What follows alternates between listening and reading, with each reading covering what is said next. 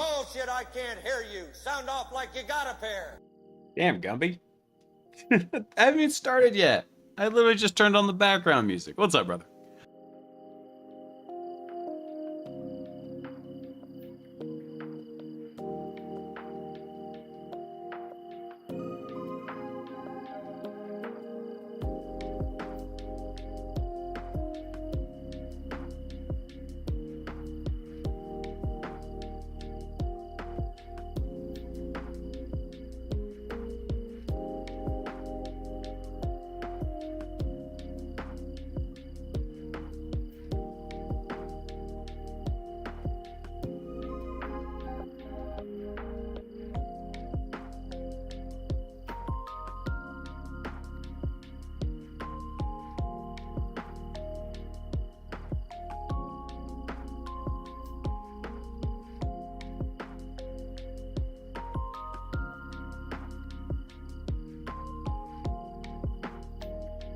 Yeah, you're my stocking stuffer, Gumby.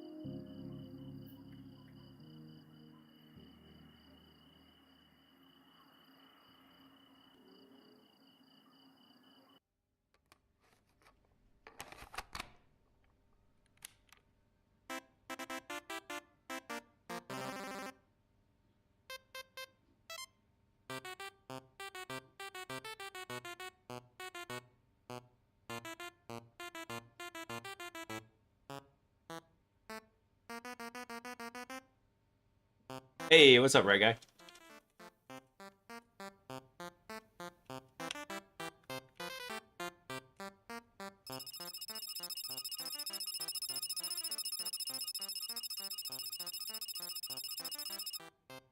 Incoming transmission from Moreno Gumby 10 Streak LFGO. Let's go. Alright, here we go.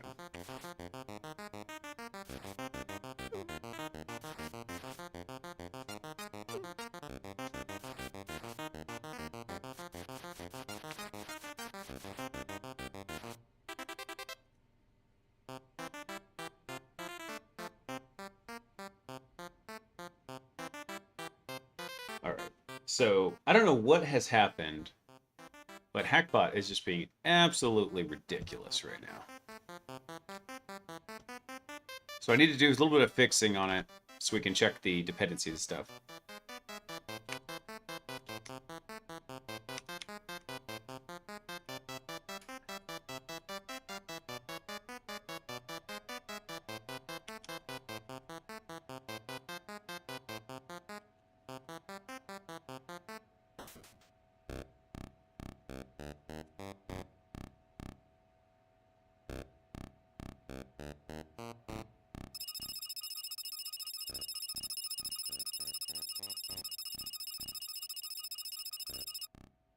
Incoming transmission from Moreno Gumby full wipe and rebuild. That's what I've basically been doing.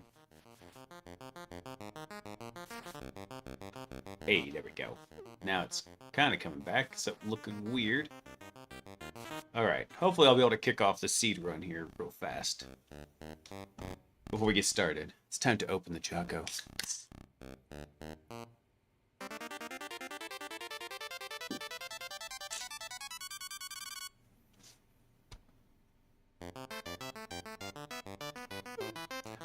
I should hold the countdown at 0:58 like Blue Origin. Heh.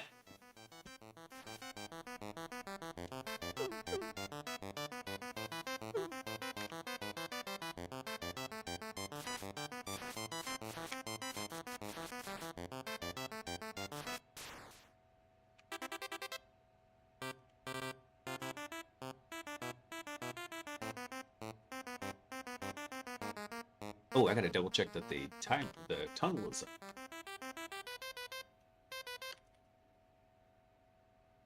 Yeah, it should be.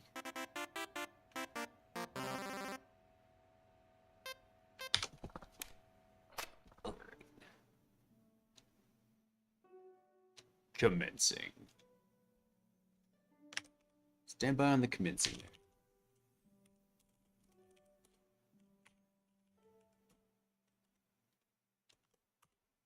Alright, cool. Everything's good. We can kick off the seed run. Come on. Load. That is absolutely not the correct screen. What are you doing, NDK? Hold on. At least turn the camera on. I don't know what it was doing. It loaded the exact wrong... Oh, go away. Microsoft, you're so annoying.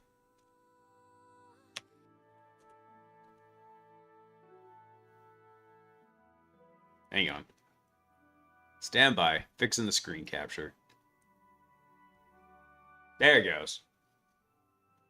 For some reason, it just randomly decided to start capturing the vertical monitor. That's why it looked all squished.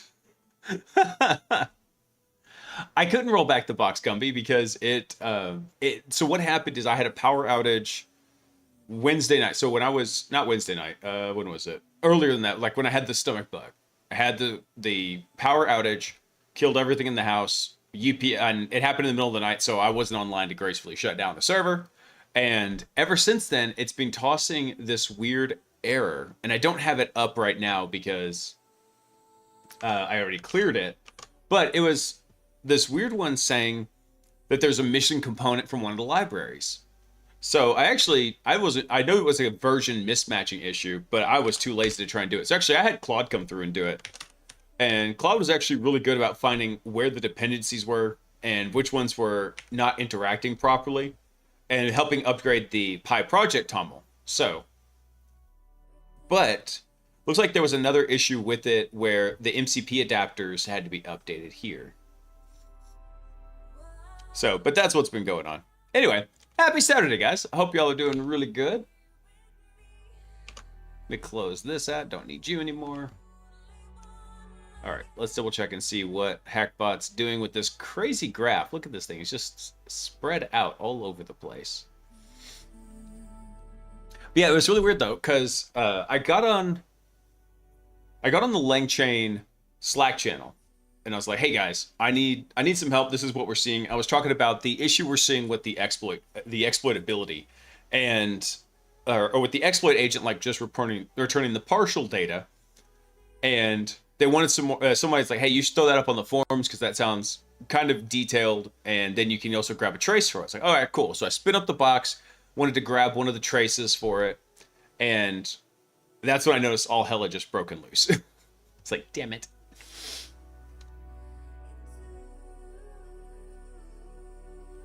Do you have Google AI Pro? I have an invite for 4 months if you want to try it. Okay.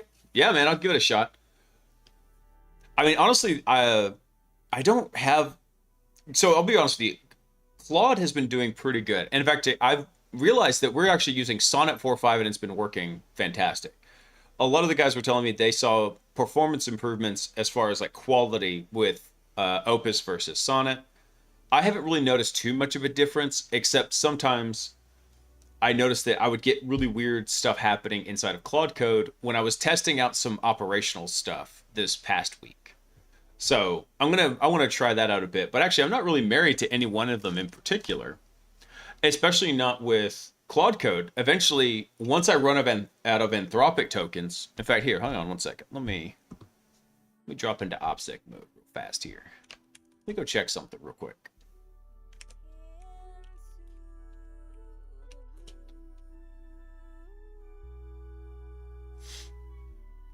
Let me see. How much billing do I have left?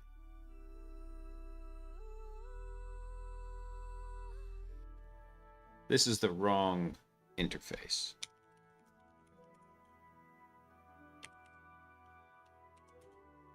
I think this is the one that I want. Hang on. Well, HackBots do get seed run anyway. Let me go double check this. I see you, Gumby.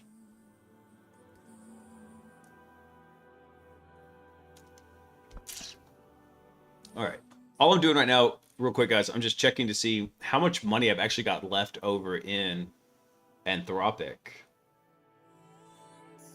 Because once the Anthropic tokens are burned up, I'm actually going to spin up OpenRouter. So we'll take a little side quest over on HackBot, and we're going to integrate it over to OpenRouter. I think that's going to be the most straightforward, simplest solution going forward. Then we can switch models real easily.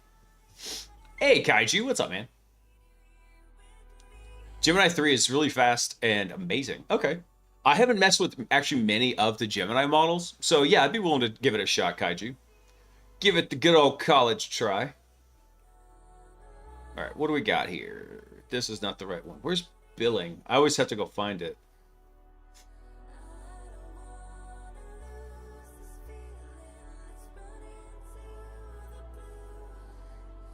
Here it is, billing. We still have 15 bucks left over in Anthropic, but once I burn that up, we're going to swap back to OpenRouter. We're going to get that integrated. That's going to bring a whole bunch of new challenges, but also I think it'll work out pretty well. Then we'll be able to switch to a bunch of different models. Well, yeah, because I had OPSEC mode on, so you couldn't see it. Because I was tinkering around in the Claude backend. All right, so I think, let's go double check the trace, but we should still be seeing the same issue that we saw last weekend. Real simple, if we come down to the revisor here. Yeah, see like this, we're just getting like nothing back. How many revisor steps did we actually hit? Let's see.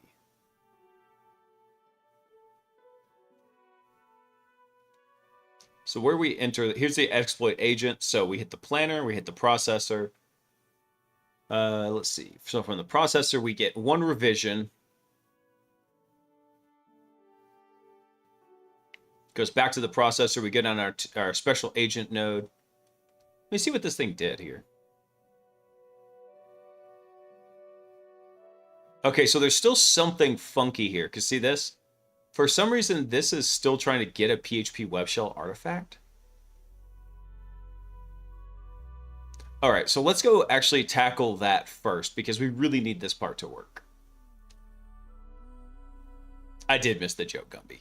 My bad.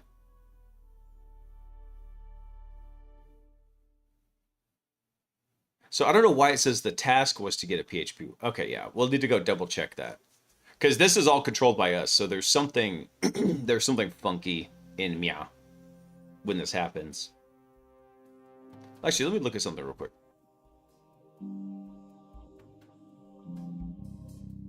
So when the revisor returns,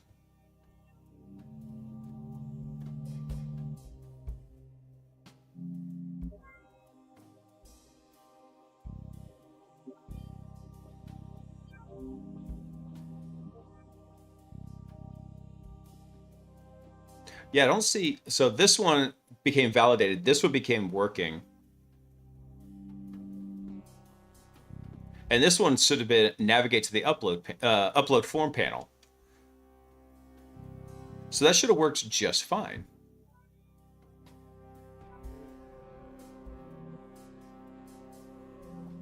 Why is it rendering it in this YAML format now instead of JSON like it used to? I guess it's not a problem. It's just that's throwing me out. Ah, here we go. Give me suggestions. Okay. Yeah, that one should have been done source. So it should have gotten that one for the worker. So that's something we need to go double check is we got to figure out why it's doing that.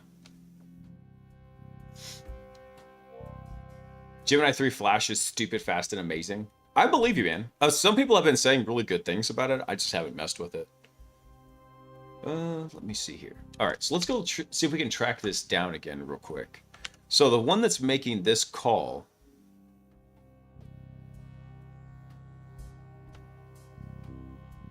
is all the way down in here. So when it makes the actual initial language model call right here.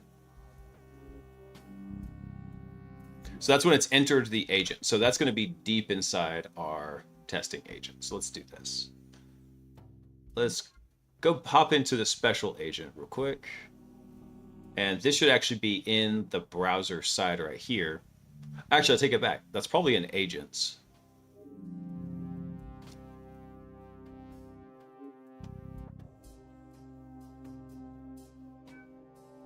Because in here, I believe is where we... Oh, no, this is where we structure the prompt. So this is where it kind of needs to come from in here. I just saw... Here we go. So here's the step task. That's coming from step index. Step index is get current exploit task from the state table.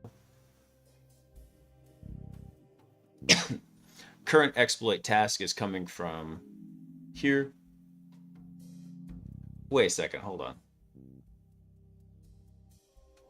I'm calling this one twice in two different areas? What the hell was I doing? What in the Kentucky Fried Hell is this?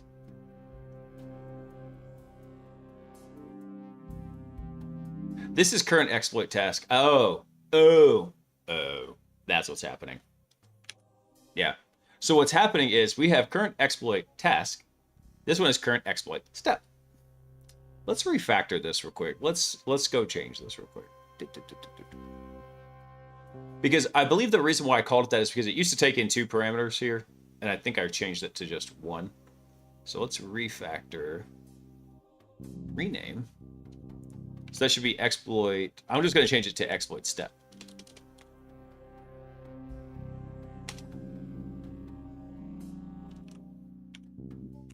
Like that. To make it visually different in here.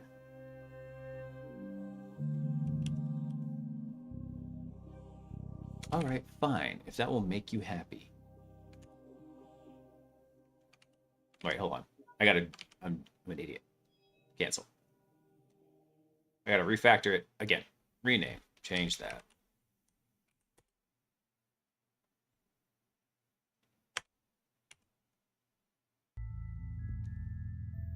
No, I screwed that. I'm just gonna call it the exploit step. Something I want it to look very obviously different. And this one right here is now gonna be step. There we go. Yeah, we don't have that imported, do we? Let's get that fixed up.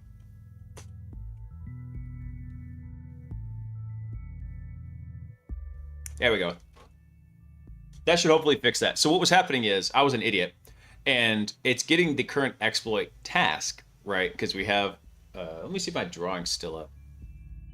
No, we have our nice little network diagram that was happening, but not exactly what I wanted. So we clear this out. Flashbang, everyone.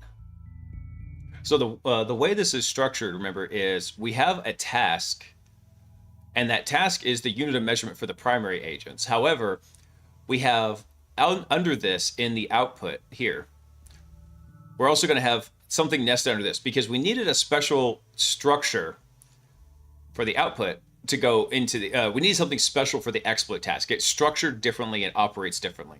So under the output is where we have an array of our exploit tasks. Exploit task right here. And then under that, we have the array of our steps into here. So what was happening is this is an array right here. This is an array right here. And it was targeting this array instead of this one, like it should have been. So we fixed that now. Should hopefully be back on the correct track. Let's see. Let's see if this loaded up correctly.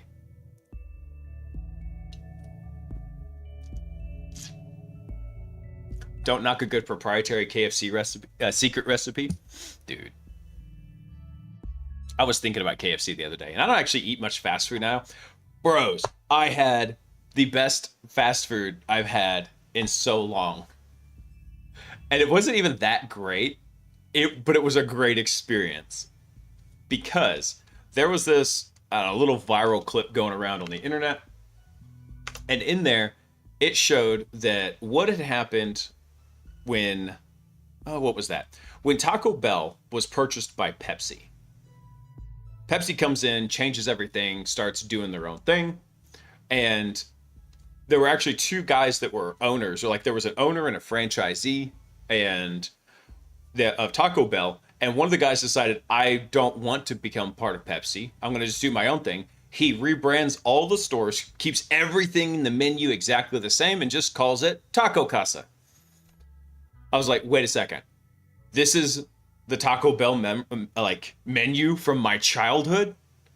Immediately, without hesitation. And like, I wanted it so bad, like I even paid for DoorDash to go get it. And it comes in and it tasted like childhood. I was so happy. I know it's not good for you, but I was like, oh my God, the tacos taste like my childhood tacos. The burritos taste like childhood burritos. And my kids even liked it too. And they don't like Taco Bell, but they like Taco Casa.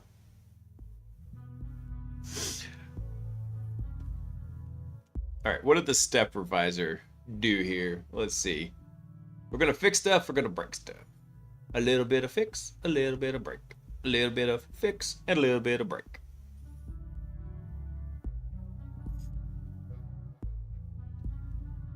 I still, actually, dang it, I still need to go report this over to the guys at LangChain because it's still giving this weird artifact. As I sit here and I think about it, I think we can, without doing the JSON patch,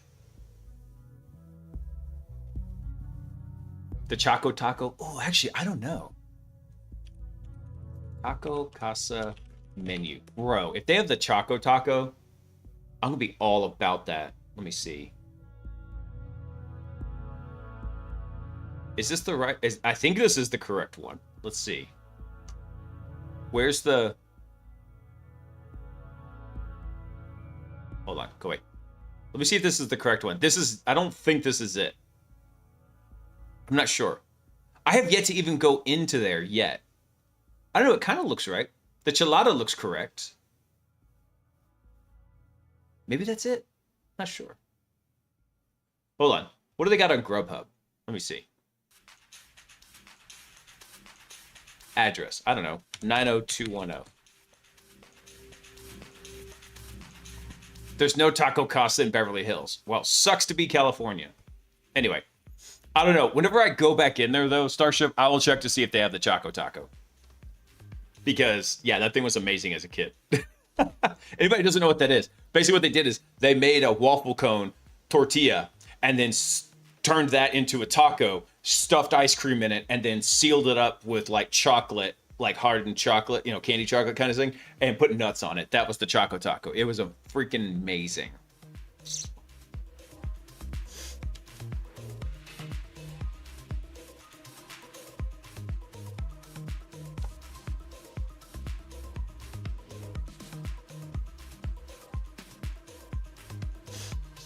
All right, I think we're going to have to go back to the drawing board a little bit on... Actually, hold on. Before I get too far ahead of myself, let's go see if they actually if this actually registered correctly.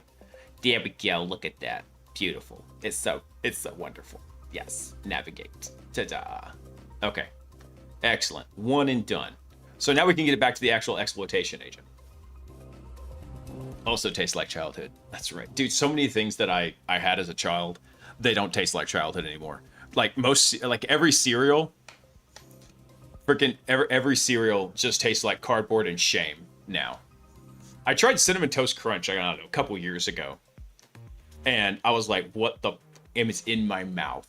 This is disgusting. This was not the Cinnamon Toast Crunch of my childhood.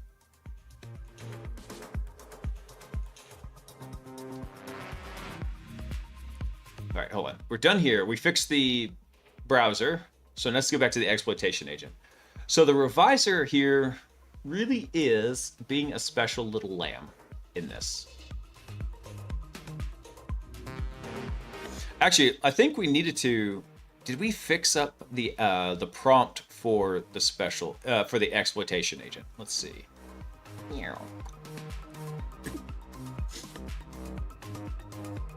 We took this part out. Let's see.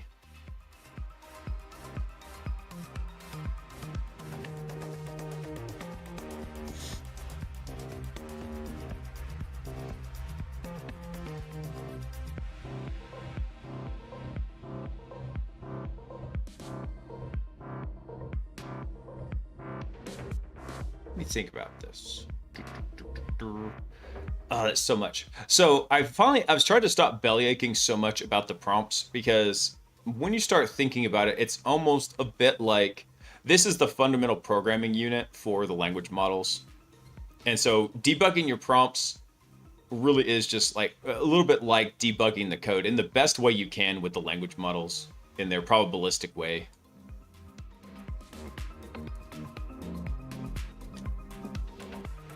Blaze those biddies. By the way, guys, I did have an idea for a t-shirt. Let me get your feedback on this.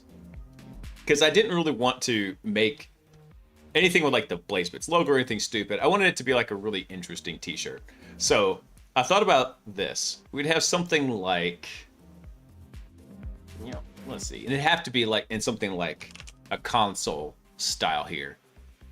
But it'd be something like, you know, like basic. And it's like 10. Hack around. 20.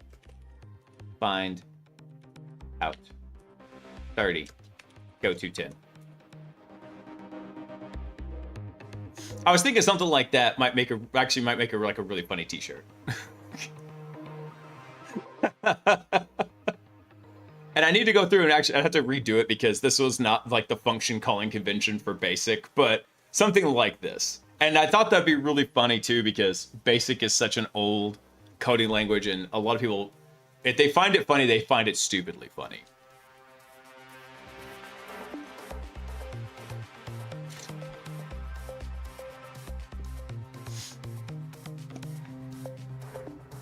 All right. Let's actually go check the...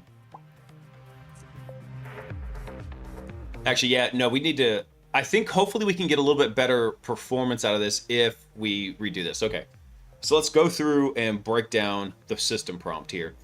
So you're a world-class cybersecurity exploit analyzer. Cybersecurity exploit analyzer. So use the following criteria to determine the value for updating the information in exploit task. Okay, hold on. So let's double check that. So we need to change all those references. It's no longer exploit task.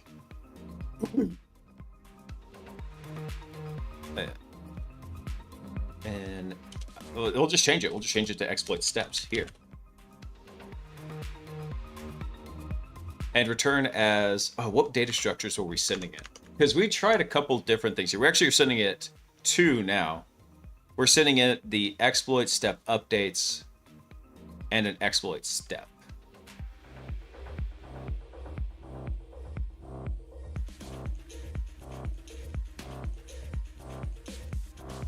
I gotta, oh, let me double check the structure of the exploit. What is it? What was this called?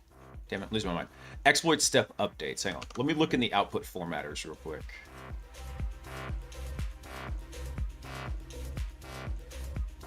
That was it. It was updates and list of exploit step. Okay. Actually, I think that works out pretty well because we're giving it both in here, right? Actually, I wonder if we can do this like by cheating this way. So it has the tool call here.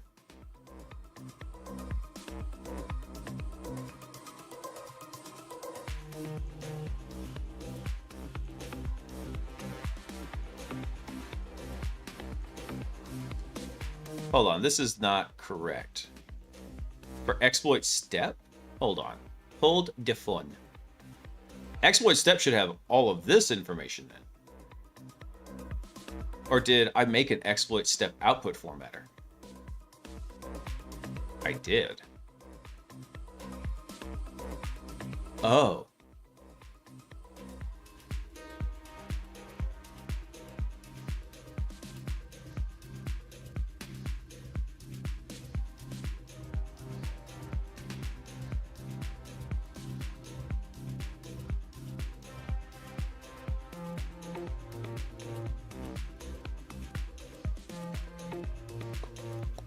I just want y'all to appreciate something real fast.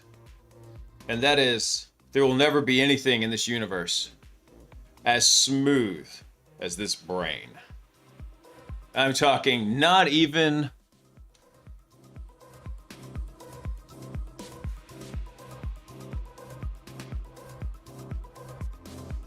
I'm talking... What the I'm trying to draw a blank on the step here. Dang it, what was it?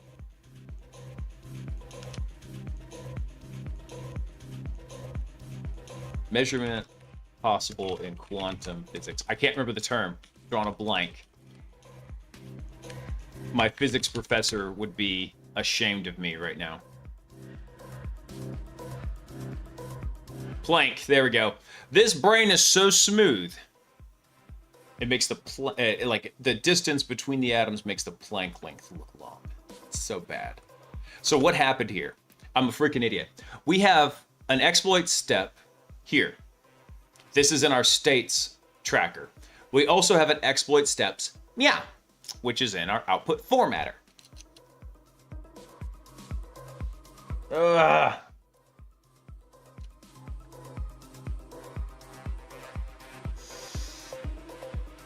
Damn verbiage overload. All right, so what has happened here is when we've been sending this here, the information about the exploit step. Where is it? Or actually, it comes in right about, Here we go. Exploit step. This is binding to the output formatter.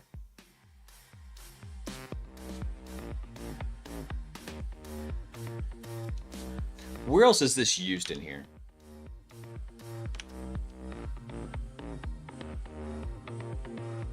So it's used in the planner.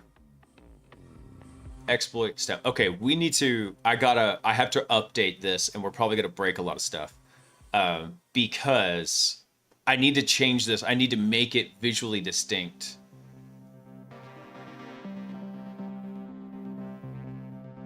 Because we have an exploit step class that affects the state table, and then we've got an output formatter for this.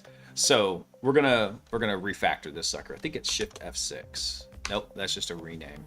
What is it to refactor?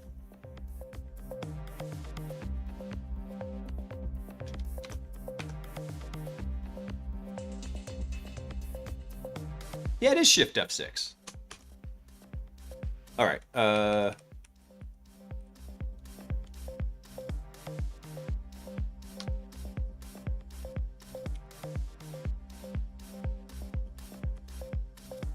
And this needs to go back here. Just like that. No wonder why everything has been jacked up to hell and back, because I imported the wrong thing.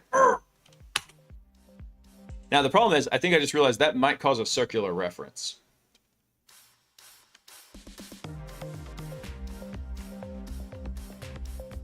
We'll see if we get an error. If we get a circular import reference error, we'll know that it's bad. By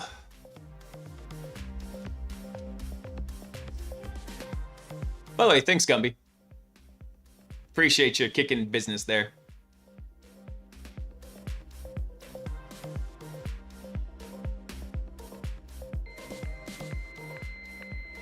Okay, we didn't throw an error. So that's gone. Tons of fun. Hey, thanks for coming online, man. Happy Saturday. All right, cool. So we didn't get a circular import reference, so that is amazing. Awesome. So yeah, don't overload your variable names like a freaking smooth brain like me. You'll be good. All right. let's see. So yeah, we got this one here. Exploit step formatter. Hopefully that's all good. Now we got to just double check, make sure the correct tools are actually being listed in here. Golly, man. No wonder why the output was looking so freaking wild. Smooth brain strikes again. All right, let me come back down right about meow to the revisor. Okay, so this needs to go away. And it's going to be like, I don't know what to do. It's because we need that from the states table. Oops. No, what did I do? There it is. There we go. All right, cool. If that was the problem, I'm going to kick myself. Although I think this actually opened up an idea here, because let's look at something real quick. So when we call the very first one of these, right? Load latest. Here we go. So here's what happens. First time we hit that revisor node where it's like, okay, did everything complete correctly? Do we need to make adjustments, errors, whatever? What are we returning back? We're returning back all of this, right?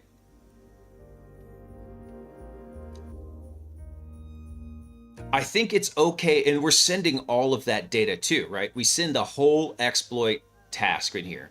We still need to go finish cleaning up the prompt, right?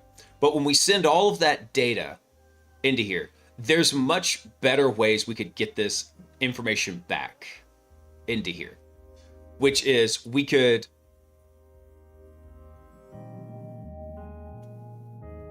we could do this a lot better when we do this. Because we don't necessarily need to change the scratch pad. We don't need the language model to spit back the scratch pad. What we need is iterations, steps, and step tasks. That's what we need. So we can do better than this. We can make this more efficient in our data processing. Hold on, I realized I was a little behind on the chat here. My first language I ever learned as a senior in high school was Visual Basic. Yeah. Dude, this was like, mine wasn't even Visual Basic. It was like legit 10, go to this routine and define your routines and stuff. That was my very first one, technically.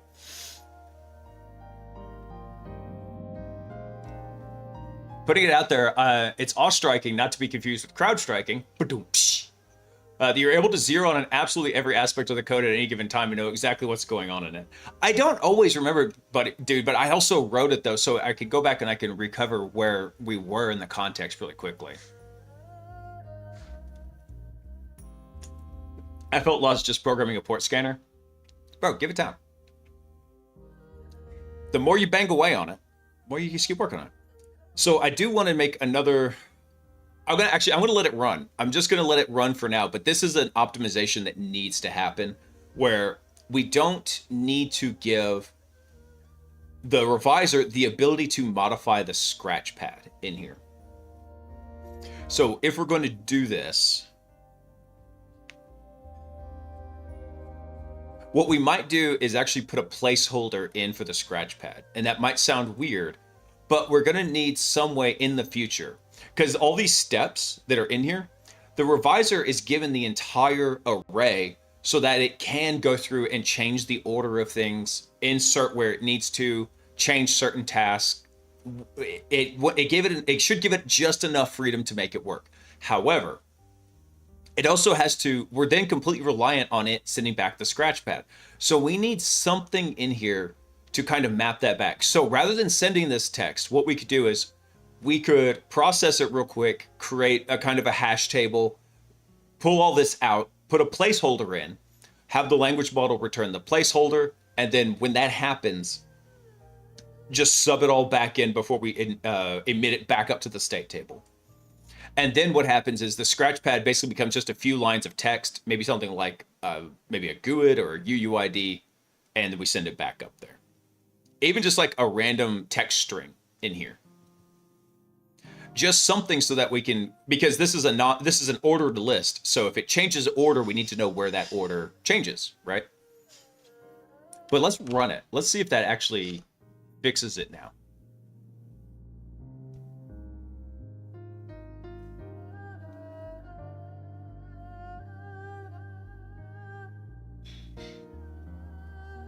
Let's see what happens. bust this out.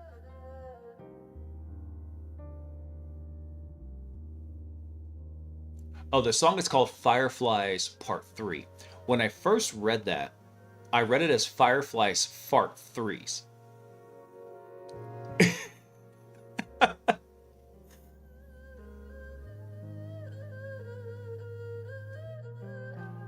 Okay, so now we're getting back to somewhere. Let's go see what the output looked like here.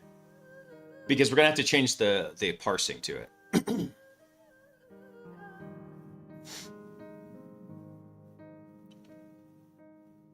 There we go. So it should be our updates here. Yes. Nice. Nice.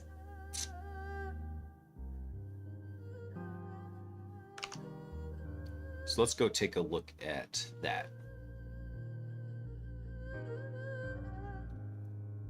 Actually, one of the things I want to put in here. So we send it the exploit step updates, right?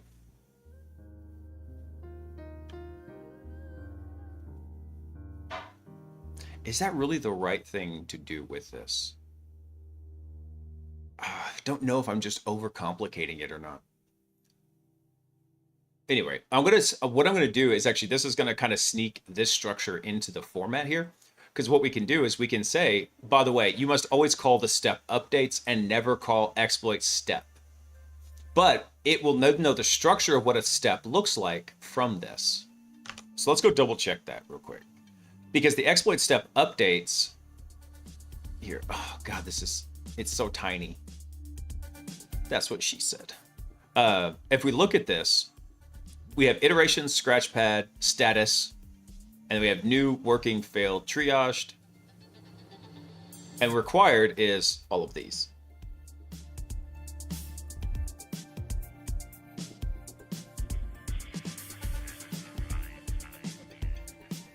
Can I change this? Oh, thank you. Thank you. There we go. Go back to JSON. I just don't read YAML all that well. All right, let's see. New working validated failed. Skipped. There's the required type object type array. Okay. Yeah, I don't think we actually need to send this over to it here. I'm just going to change it like that. Now that exploit step updates over here, where is this? Now that this is actually pointing to the correct exploit step, I think we'll be good.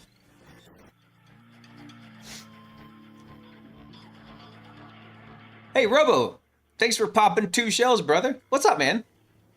Happy Christmas coming up, everybody.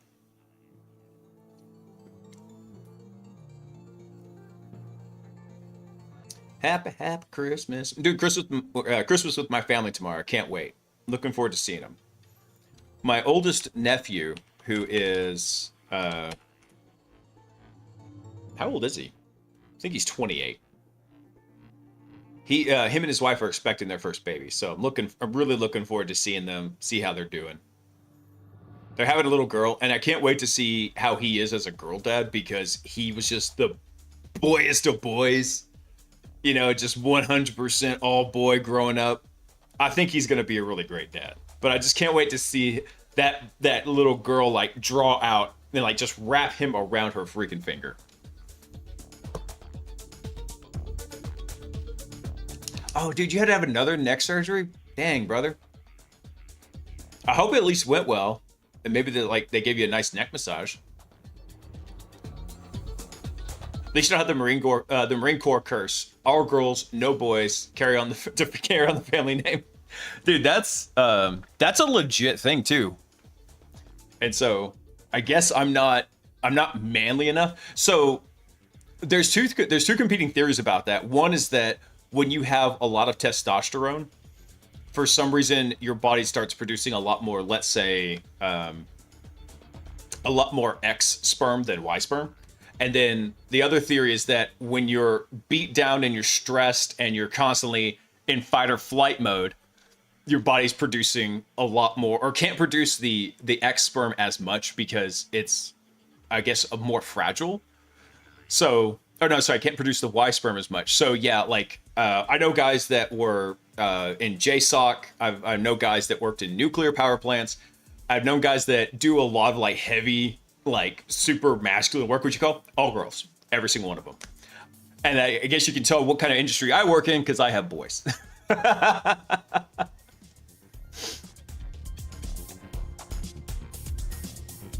You got rear, dude. I know we haven't talked much, but I didn't hear about that. So, I mean, I shouldn't be shocked, but I didn't know you got rear-ended after the first neck surgery. Holy crap, man.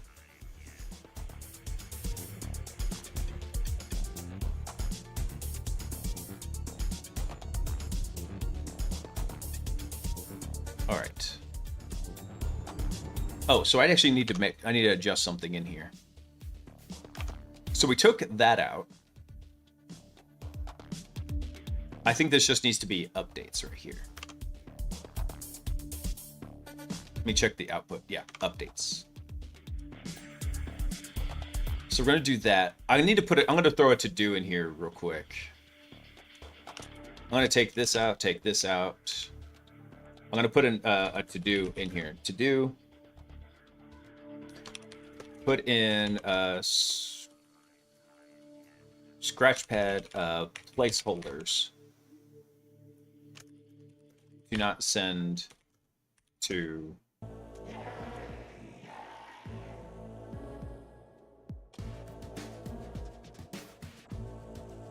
oh no, that's not gonna work. That's not gonna work. The placeholder idea won't work. Welcome back, Gumby.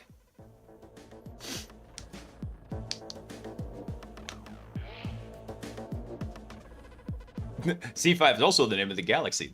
You're technically correct, Chris. The best kind of correct. Last 4 months I haven't been able to do much. Hopefully I'll have the feeling back in my arms for longer than a week this time. Damn, man. Dude, the worst I had was I had lost a little bit of feeling in my toes whenever I blew out that disc in my back. And, oh, that sucks. And so far I've been doing pretty good. I have 4 physical therapy sessions left to do. The next one I'm going to talk to the PT is like, hey man, I don't know how long insurance is going to keep covering this. So can I bring some of my workout gear up here and you show me how I can do it? I'll have my wife like film it so that way I can start getting back to exercising and doing it well and repeatedly without re-injuring myself, because that's invariably what happens. I guess I'm my form sucks.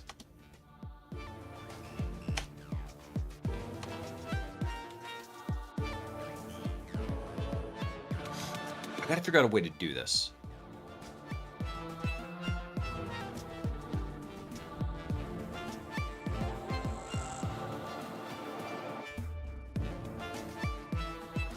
Let's just put a to-do in here. So figure out a way so the LM doesn't need to return the scratch pad. We got to figure that out because it leaves a lot of room for trouble after we're doing this. But let's update it and let's go save it and try running it one more time. We'll see how far the graph gets this time.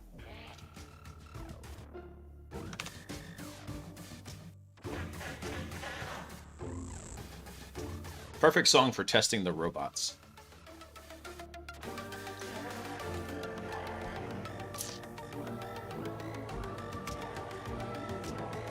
PT gets expensive when it's a $50 copay and you have to go twice a week. Thankfully, my copay is only $20, but that's they're just about out of like sessions that they're gonna approve. So I got to figure out how I can stretch those last 3.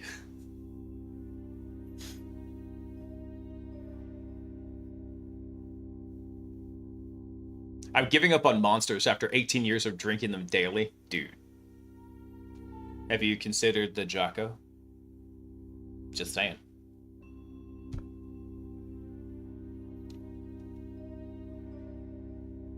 If I gotta have a master's degree and Python, something's gotta give. Guys, guess what? It's running in the loop so far. What are we up to here? The step is incomplete. The web shell has been prepared, but it hasn't been uploaded to the form yet. Okay, things are happening. I kind of just want to let it cook. It's like, shh, let it cook.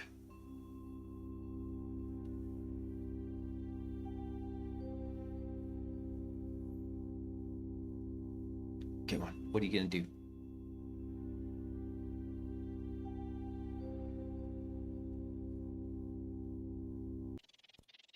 All right, I'm gonna go ahead and kill it because it looks like it actually is running now, and it's returning the full data.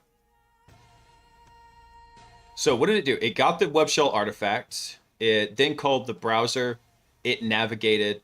So what did the revisor come back with after navigation? So post navigation.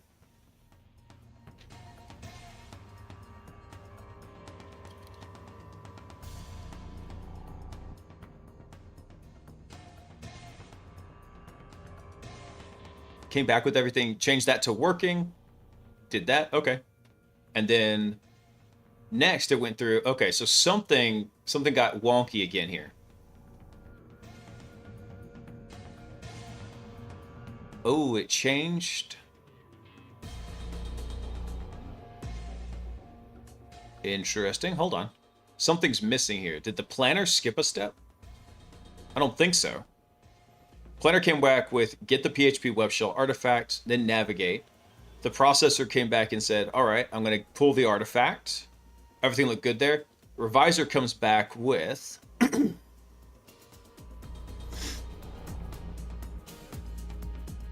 get the artifact validated and then working. All right. So then the step processor says we're going to navigate to the upload form. We see the browser navigate. It goes to the upload form, comes back. What does the revisor spit out? Revisor then comes back and says, we have validated navigate to the upload form. Upload the PHP web shell through the data form. So why did it say that was... Actually, no, it said this was correct. Let's look at the thinking steps here, though.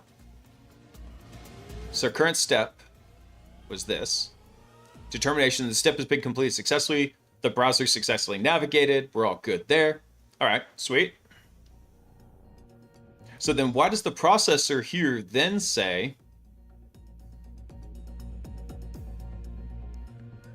oh, I think I know why. Look at this. The revisor dropped data. See that? The revisor dropped the very first step, which had all the context.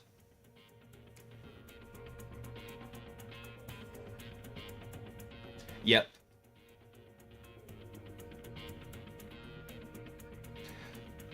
All right. All right. All right.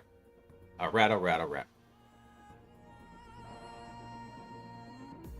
Yep. And this is kind of what I was afraid might happen.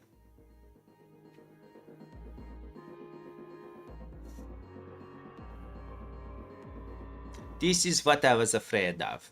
So so the question here is, how come when we went back to the step processor, we came back to then getting the DiceCo artifact, and it's because it dropped the step where it had all the information about the DiceCo artifact and nuked it off of the state table. Damn. We're officially looping. That's right. So I halfway expected that. I didn't think we'd run into it this soon. But this is good progress. Now we just need a way to tell it doesn't have to return this, but we do need another value in here. We can't use the step task because it is allowed to change the step task. So we need an immutable variable in here to bind all this together. So unfortunately, that means we need to go make a modification. So let's come over to the state here. Exploit task, we're going to add one more thing to this. And what we're going to call this is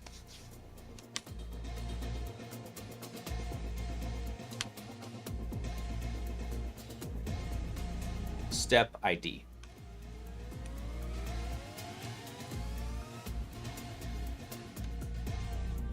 And what we'll do is we'll make that.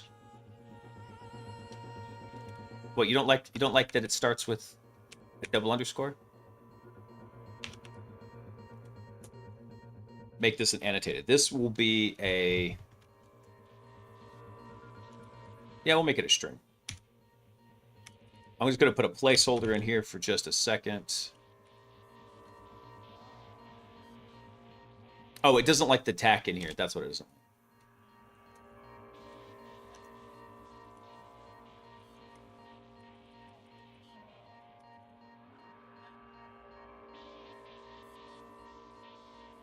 let's do it like this. We'll just call it ID. Let's see. The steps track. Oh god, cut. I'm hitting everything wrong. Let's see. Steps tracking ID. It is. I'm gonna say immutable. The steps immutable tracking ID. Tracking ID. It should never change. It will never change. We're just gonna tell it never change it, unless it makes a mistake. All right, then we need to make another change in here because in tasking, actually, hold on, where do we do that at? Let me come back up here because the step planner is the one that's actually going to return this stuff. Let me minimize that.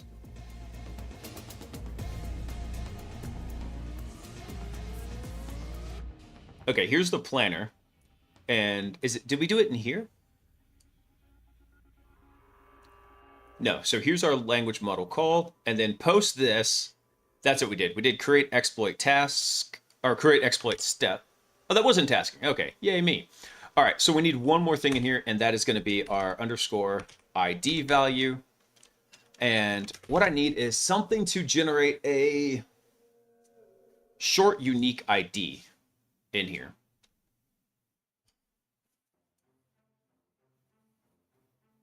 The 3 laws of robotics, or 4 immutable rules. That's right. So one good thing coming up is next Saturday, I'll have fiber optic from Frontier. Nice. So going from 2 meg to up to 1 gig. Dang, dude. That's quite the jump. I remember out at your place you had like really rough internet when we were setting up that computer, I don't know how many years ago. That's a hot minute ago. All right. Let me see here. Let's see. Short, unique, tracking variables that are easy for LLMs. That's not what I want. I was trying to see like if there is.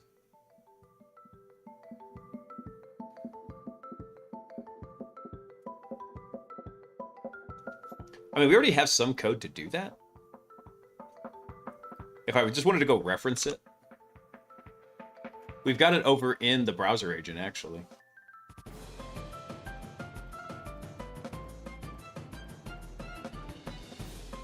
Where do I generate that? Ah, here we go. Right there. There we are. Boop.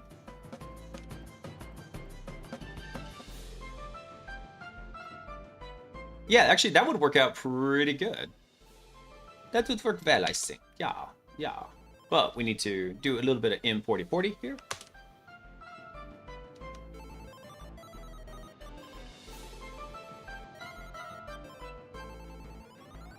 Do I want to do that here? Yeah, we'll just do it right here. Import that. And then...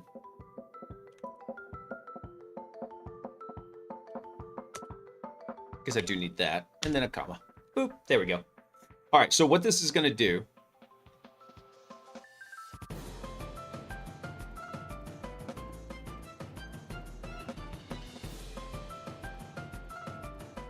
I think this by default generates 5. Actually, hold on. Let me go double check real quick. Oh, actually, I need some more parts to this. There we go. There was another section, just like this. I knew I was missing something in there.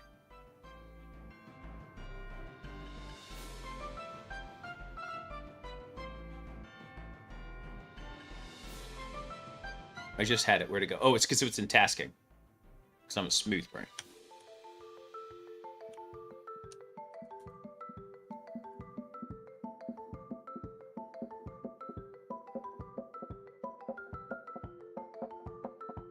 Oh, how did I do that? I'm an idiot. Let me see. Since I'm basically just reusing this code. Just drop that right there. There we go. All right, so what this is going to do is it's going to give us a 5-digit random tracking value in here. So now we're going to have this ID value where we can go search against it. We could discombobulate, and then we could send back in the scratch pads. So perfect. So what we can tell it to do is tell it never return the scratch pad in the prompt.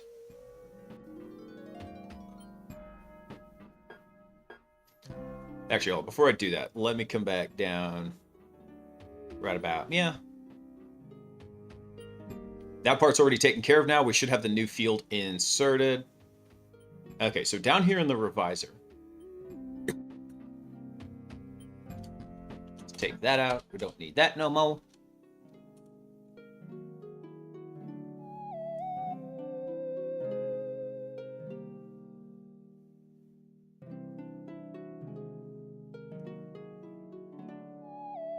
So when we send this to the language model, what we're sending is we're actually sending this guy right here. Exploit step updates, that's a list of exploit steps. Exploit steps is now properly pushing over to here. If this is a typed dictionary, I think we could actually just drop the scratchpad key from it. I think that would work.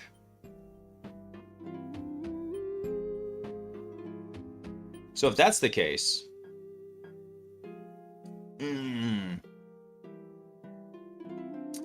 not quite, because the way it's generating this is using the type hints in there. So yeah, what we'll do is we'll tell it to not worry about that. We'll handle it in the prompt, which we need to finish setting up the prompt anyway, because we only got like a few steps into it before I finally realized what the actual problem was.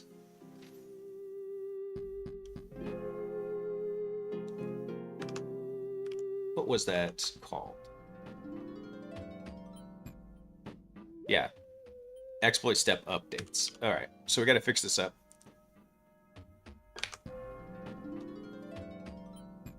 All right. So we have our definitions. Those should all be good in here.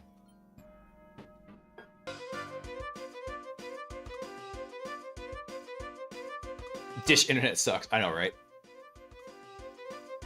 All right. Later, Chris. Thanks for stopping in, brother. Have a good Saturday, or actually have a good Sunday tomorrow. Right on time, about 9 o'clock. Not sponsored by Jocko yet. Working on it.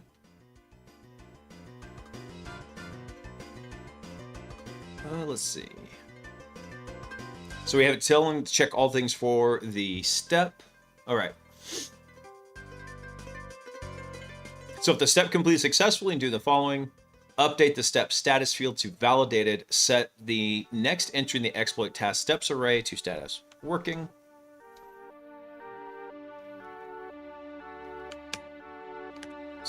Swap that around. It's funny because even with this like half-baked prompt, it looked like it was actually running through there pretty decently. Always increment the step iterations field by 1.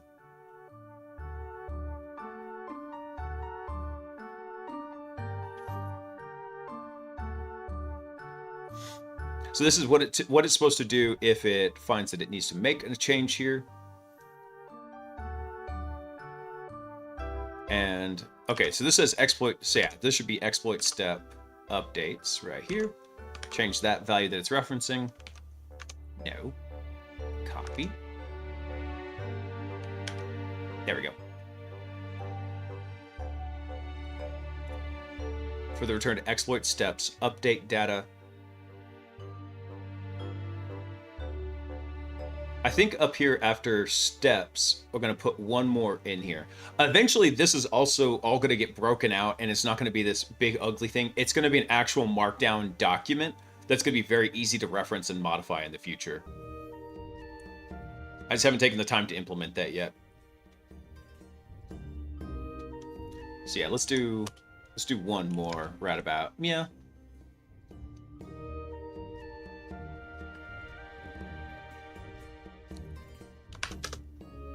Let's see. Yeah, so what we'll do is we'll say the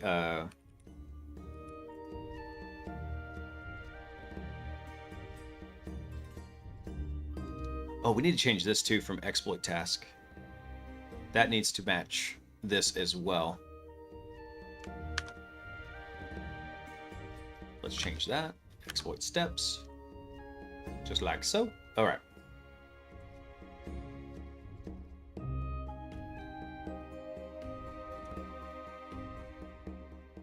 So this is not about the step actually. This is about the exploit steps. The exploit steps scratch pad.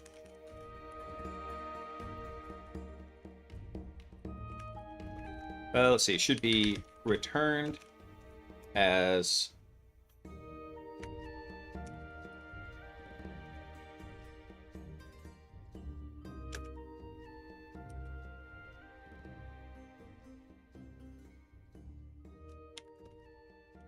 actually, we'll just say that, or left blank. Should just be left blank. Yeah, let's see. Should be left blank. Just like that. Actually, I think that's fine right there. Boom.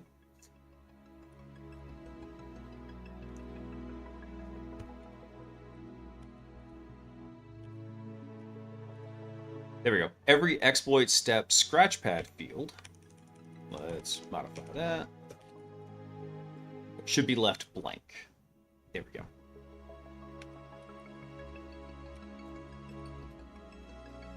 For the server to fill.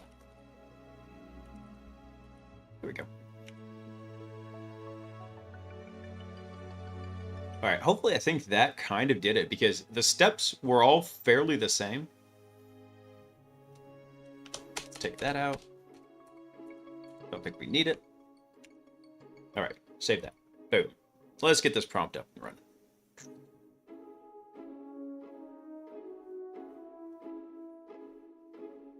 Let's see if we can do this. Get it crack-a-lacking a little bit better.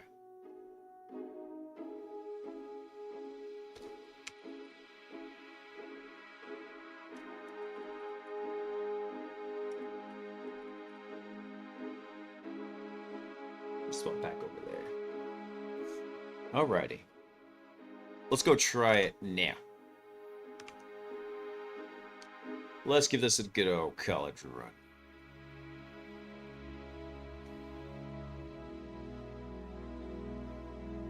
Oh, while that's doing it, I forgot I need to add more time. I forgot to turn the timer on.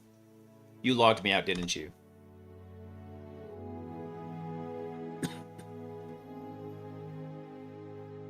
Yeah, you bastard.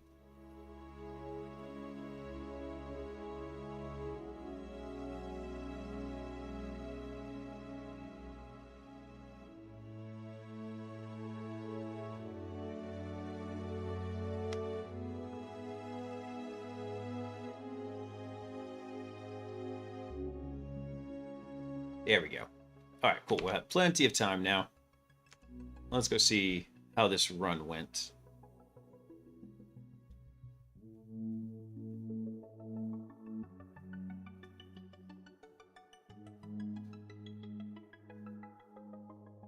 Ooh, okay. We got a new error here.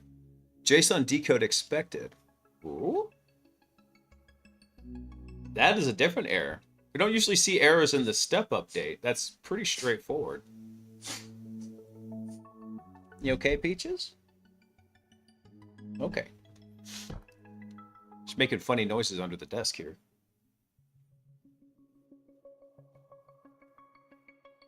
All right, for some reason it went back to doing the get PHP web shell diceco here. So let's run through it though. Since we made a big change, let's go over to the planner here.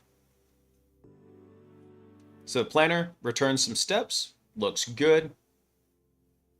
And if we look at the processor here, we told it it wants to go get a webshell.php artifact, which is all good. But one thing I need to see is what did the state table look like coming into this?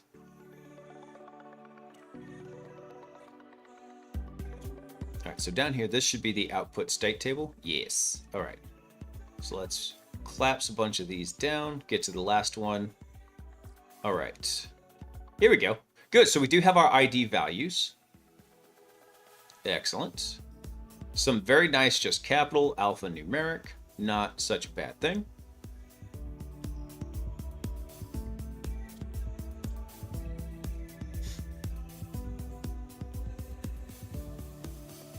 All right, very cool. So when we get this back, and after we come back to the revisor, how does the revisor return this down? Oh, I know why. It's because we didn't, because all the scratch pad went away.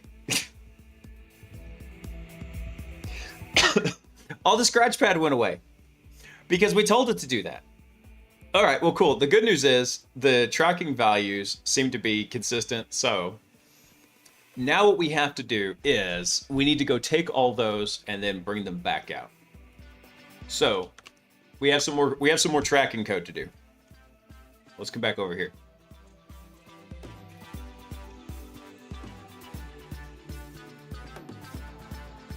So it did work. We did get this this information back, but now we can't just slap it back into the response here. So what we're gonna do is,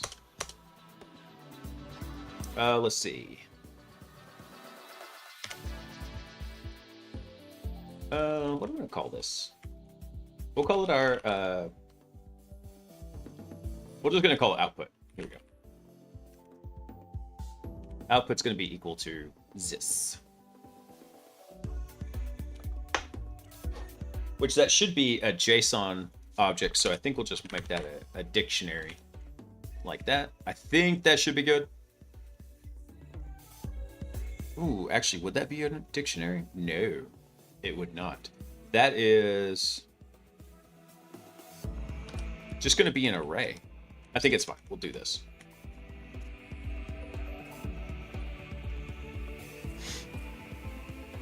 So we should have already extracted all the steps because we send that to... I really want to change this value too. Hang on. It's a minor visual change, but it's gonna make it easier to debug later. So this should not be exploit task. That should be exploit steps. We'll save that real quick.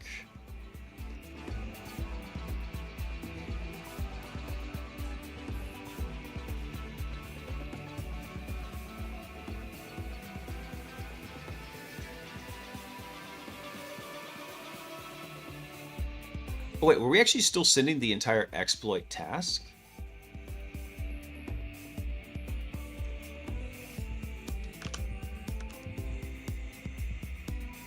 Sure looks like it. Oh, we were sending the entire exploit task. I'm an idiot. All right, back that out. Back that thing out.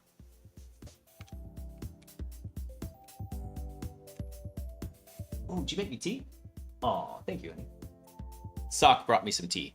In my awesome Fleur de Lis mug. Check that out. Got that while I was in Louisiana.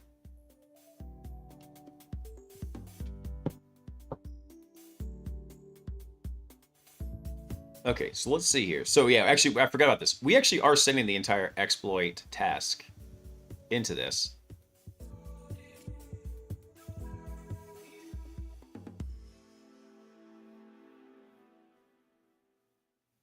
Let's see. I think I can take this out, actually. We'll just say every scratch pad field should be returned blank.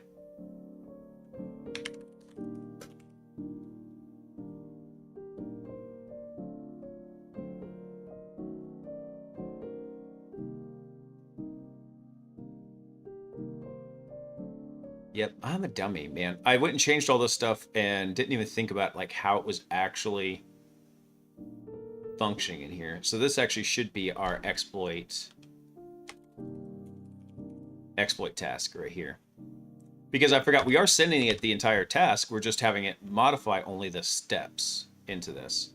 So we need to, for the sake of binding all the vectors together, we need to make sure that information is actually accurate. So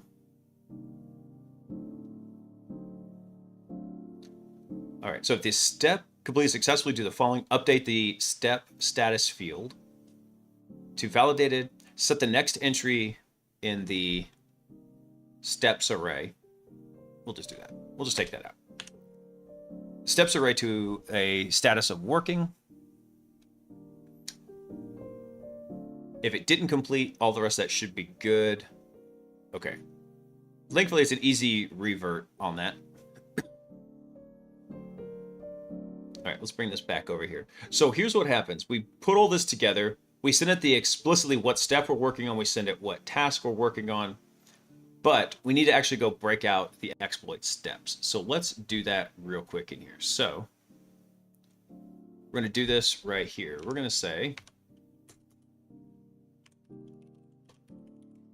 exploit steps, and this is going to be equal to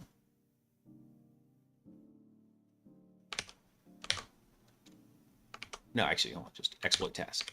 Exploit task, and then from that, we're going to get the steps field right there. And will this tell me what shape that is? No, but we could just look it up real quick.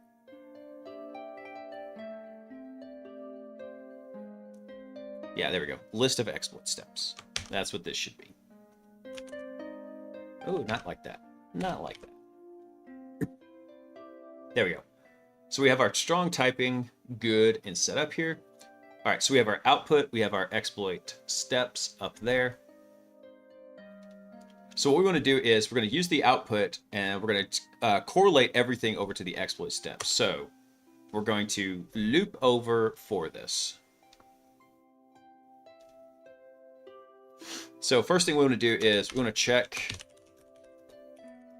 that all steps are present and accounted for. That's going to be the first thing we're going to do. We're going to check and make sure we get all the steps back and we can use the tracking value for that. Next thing we're going to do is we're going to check for untracked tasks from the LLM. And then what we're going to do is we're going to check for untracked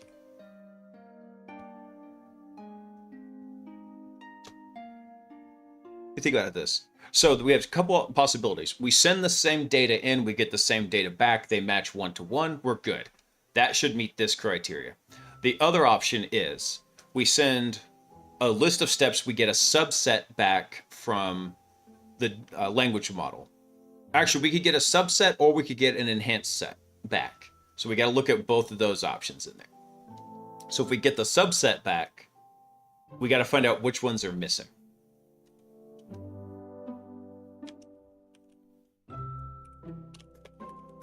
So yeah, so check for untracked tasks in the data from the language model.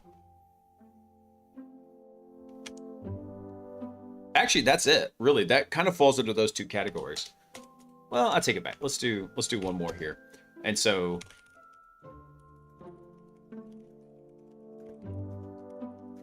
we're going to check for the missing tasks from the LLM output, and the other one is check for new. This might be tasks. This should be steps. All this should be steps. I'm going to lose my mind if I try to read this and be like, why are we doing stuff with tasks in here? Details. Check for new steps from the LLM output. So this will be our first entry over into this array here. So what we'll do is we'll say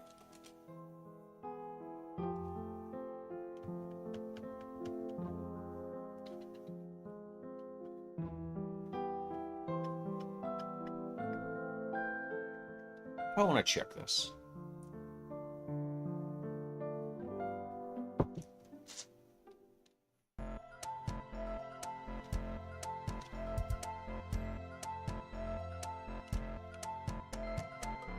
Let's fix this up here.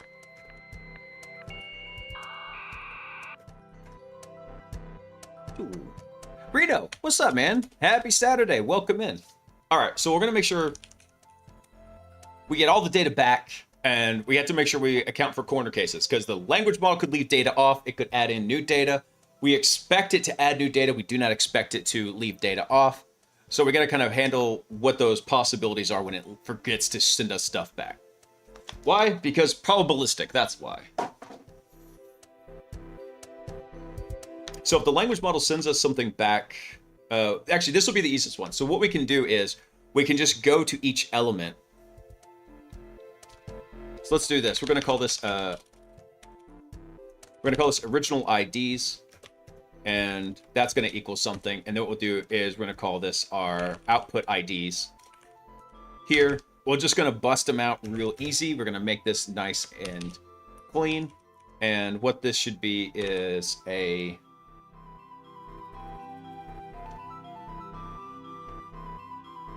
Technically, we could just make it a string. Come to think of it.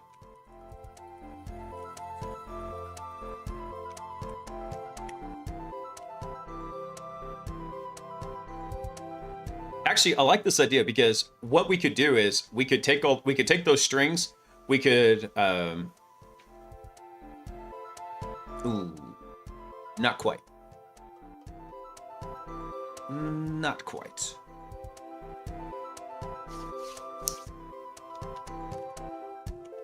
Actually, hold on. Let me see if anybody's come across this kind of issue before. Here's what I'm thinking. We take that list in, we sort it. When we sort the list, then we can just compare them apples to apples. Bam. If they're exactly equal, we know we at least have all the tasks back that we're supposed to, and then we can go fill in all the scratchpad data from the original data. So right now we tell it, don't return anything for the scratchpad. We're going to fill this in, right? Because it was a lot of data. It's just a ton of tokens that we don't need to burn. So we have it do that. We sub in the data. Everything should be good. All these other values, except for this one. So this one and this one, these are not allowed to change. Iteration, the status, the step task, all those, the language model is allowed to change. We don't want it to change this one, and Scratchpad is supposed to be blank, so we can go fill it in. So let's see if anybody has come across anything like that. Let me see. Python sort list of strings. So you can literally just call the sort method on it. Okay, baller. So yeah, I think we could actually just do this. So what we could say is, this is going to be equal to...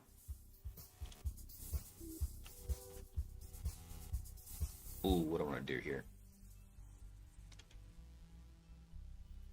There's a syntax to do this with for loops, and it's exactly what we did when we generated the ID value here in tasking.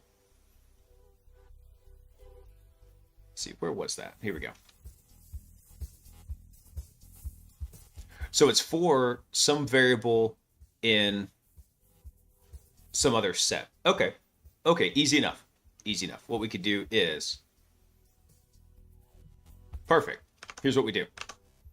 So we're going to say the output and input IDs are going to be for that thing in the thing. Yep, that's technical terms. So what we'll say is, so the original IDs is going to be equal to, I think, dot append x for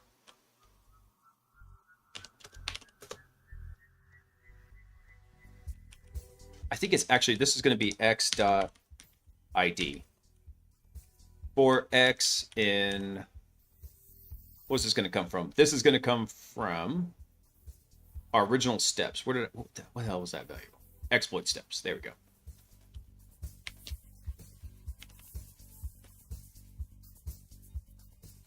Will that work? It doesn't like it so far. I haven't quite sussed out this entire...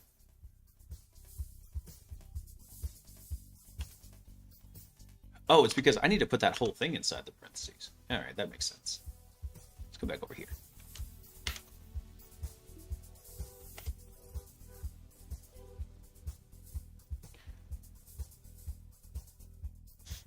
So if we do 4x in exploit steps, we bust it out.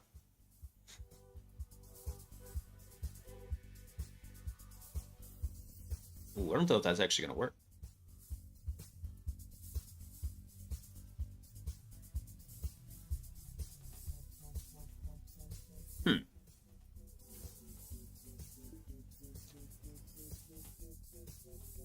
Expected type string got none. Yeah. You're actually an array of strings in here.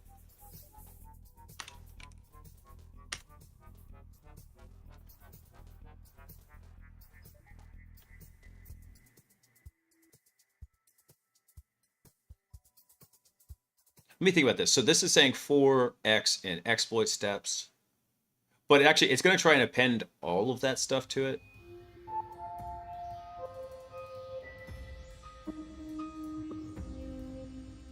me think how I want to do this.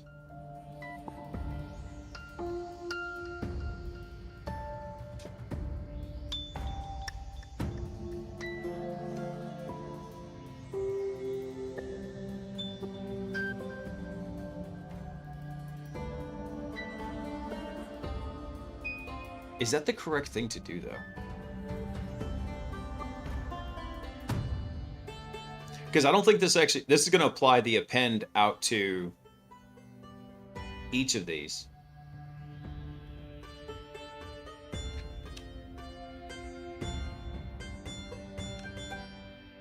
Yeah, I'm losing my mind here. Let me see. Python. Create list.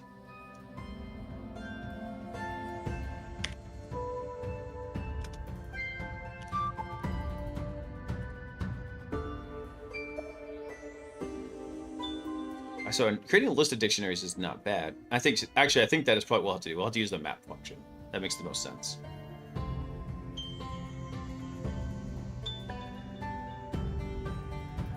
Yeah, that's what we want to do. Yeah, I knew I had the syntax wrong there. It wasn't the append. We want to define it inside there. Okay. That makes more sense. So let's back this thing up. And this, we'll have to put this as a key slice. We can't dot node it, but that's fine. And then, yeah, there we go. So this should get us the ID value from the element in there. So from exit exploit steps, perfect. We should be able to reuse this one now. And this is going to be the same thing. Bust that out. Except this is not going to be in exploit steps. This is going to be from our output right there. Just like that. So now what we have is we have a list of all of our original IDs, and we have a list of our output IDs. And so to check this, what we're going to say is, so if original IDs, actually, hold on. Can I just dot sort that? That's what I need to do.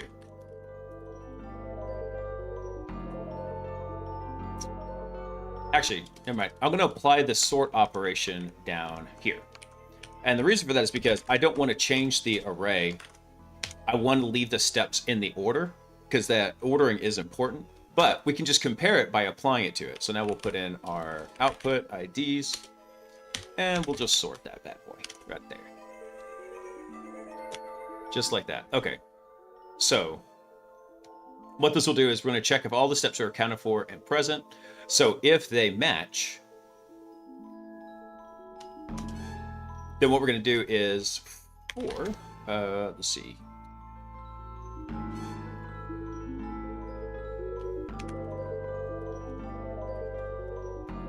We'll do the for the scratch pad. Actually, no, we'll just do that. We'll do, because really all we have to do now is we just have to sub those back in. So for each step in our exploit steps, what we're going to do is we're going to set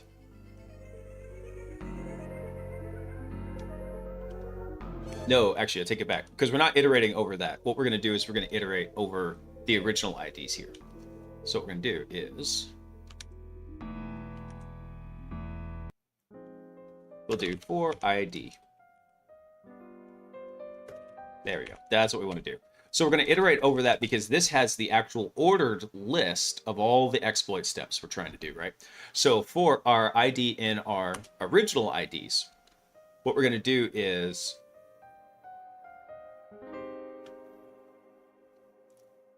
I think now actually this is where we want to use the map function.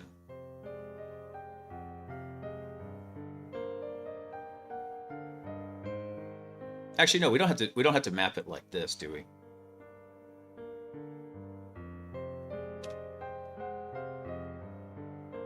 Map returns an iterator for us, so if we wanted to use that, we could.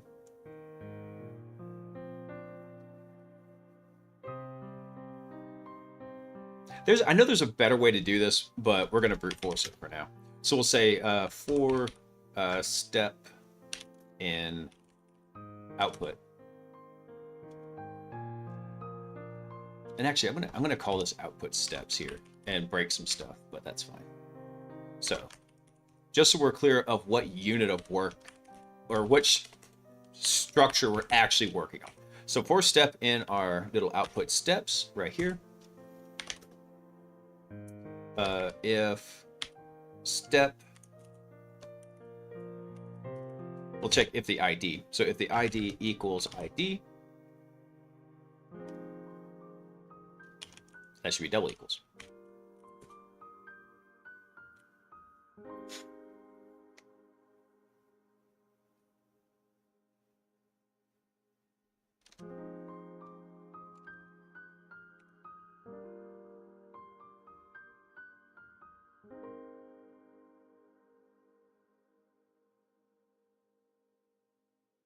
Okay, I feel like I'm nesting this too much in here, but you know what?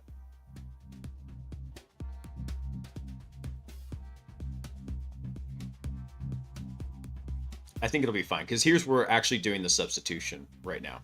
So what we'll say is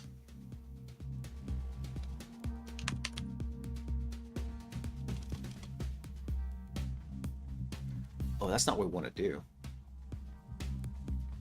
Because that's going to be working on that individual step. Damn it.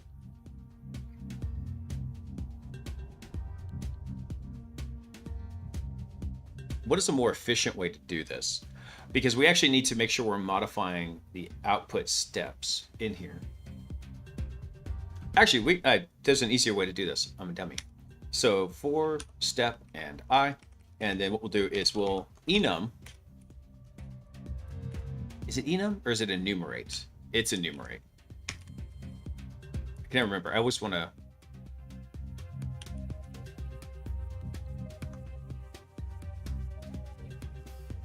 Ah, damn it. What is that value? Can never remember that. Python list. What is it? Get value and index. What is that damn function? It is enumerate. I just spelled it wrong. There we go.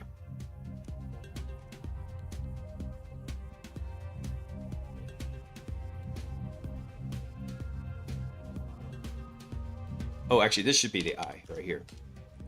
It's the index comes first. There we go. So if the, so if the steps ID equals that, then what we're going to do is in our output steps at index I, we're going to access the scratch pad, and we're going to set that to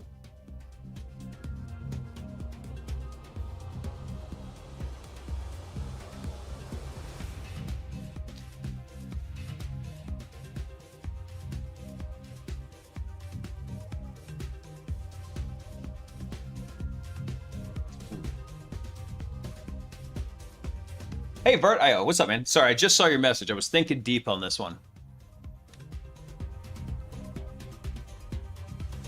So if you had a dictionary of the ID values, you could just check that it, with the dot contains, only literally, though, one of the lists and not both. Yeah.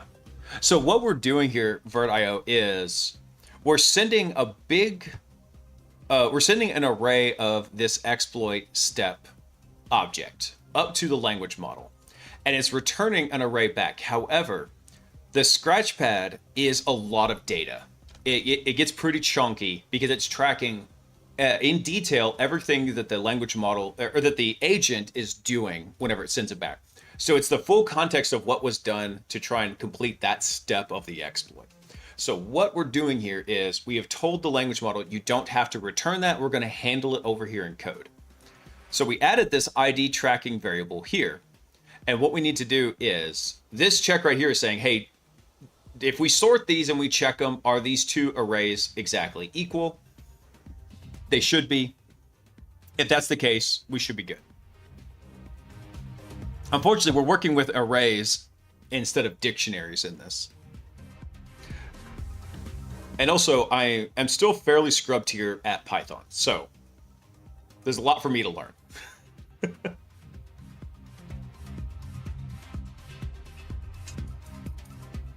I think I'm taking the wrong approach with this. Because we're iterating over the IDs from the original IDs. That is...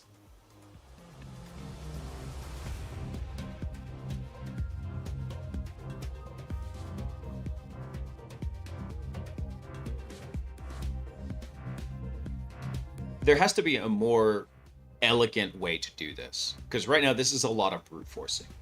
So let's think about this. Basically, if this is true, then what we want to do here is we want to repair the scratch pad. That's what we want to do here. We're going to repair that.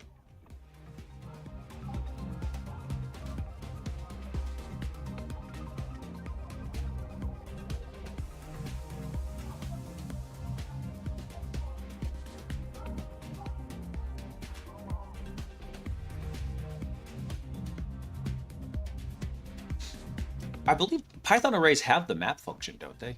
Let's see. Python array map.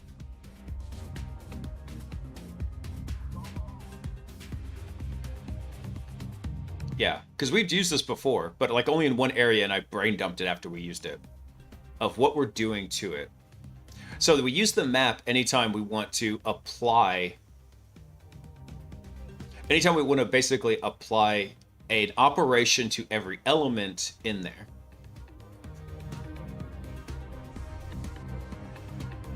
So for example, this one, they're passing an array of 1, 2, 3, and they're saying, okay, in each element, multiply it by 2. So you get 2, 4, 6 back. That's right.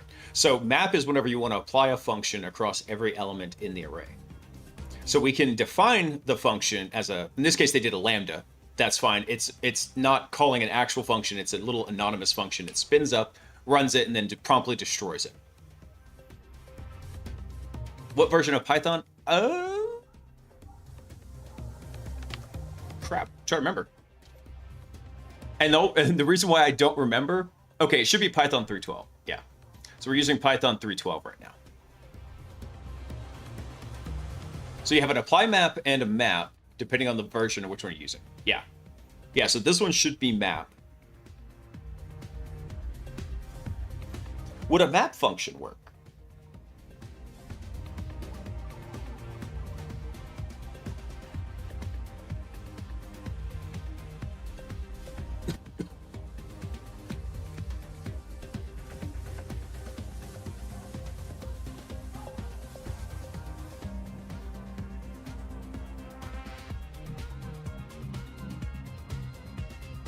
Let's see if we can, if there's an efficient way.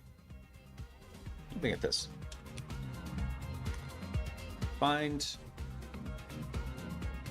dictionary in list with a particular value. If there's an efficient way to do that, that would be.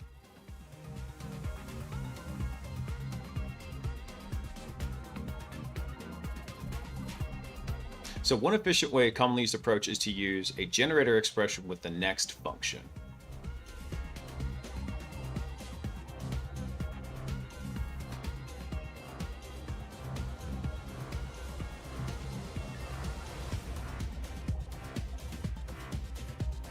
So in this case, they've got an array of dictionaries, which is what we have, right? We have 3 keys in there. We have course and author.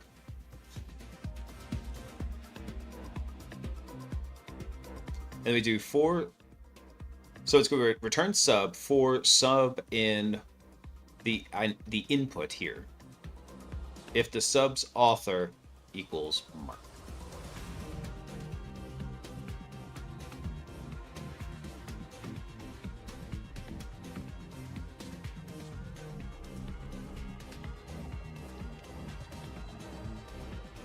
Okay. I mean, this does find it for us. But that only finds the one element. It doesn't actually get us to the point where we can target it easily for... Well, we do have filter in here. That's not going to help us out either. Because what we need to do is we need to actually target it more or less by memory address to go modify it. We need to modify it in place. Yeah, I think a map function is probably what we're going to have to do here. Let's nuke this part. I don't like this. Let's get rid of all this. So when we get to this point, we basically know we've got all the same values happening here and here.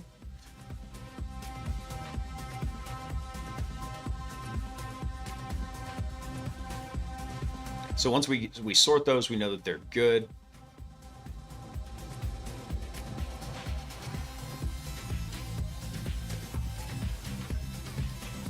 And you might be wondering, why did we do the sort here? It's because, let's say the planner made a mistake and the reviser needs to change the order of steps that are happening. Then what we want to do is allow it to reorder things. So the sort mechanism here allows us just to tell, are both keys present in both of them? That's what it does.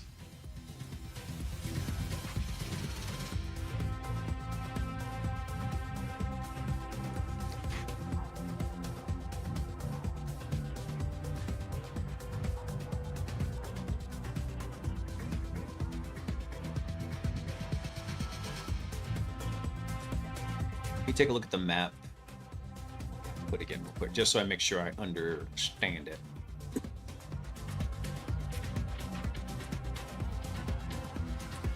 Yeah, we've got to have a function we can apply to it.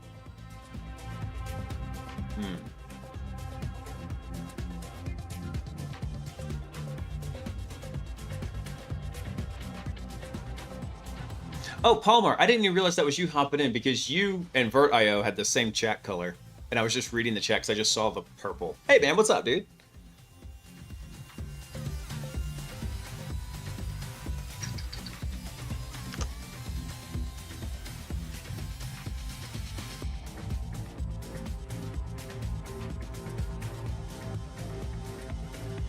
Playing a game and chilling. Nice, man.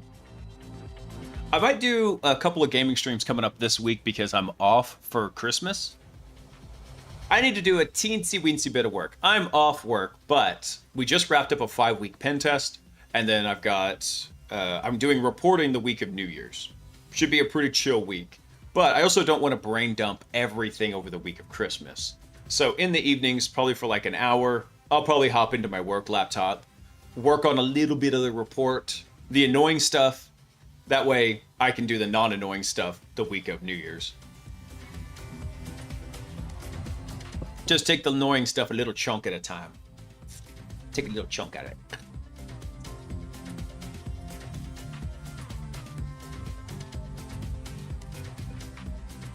So we need to repair the scratch pad here.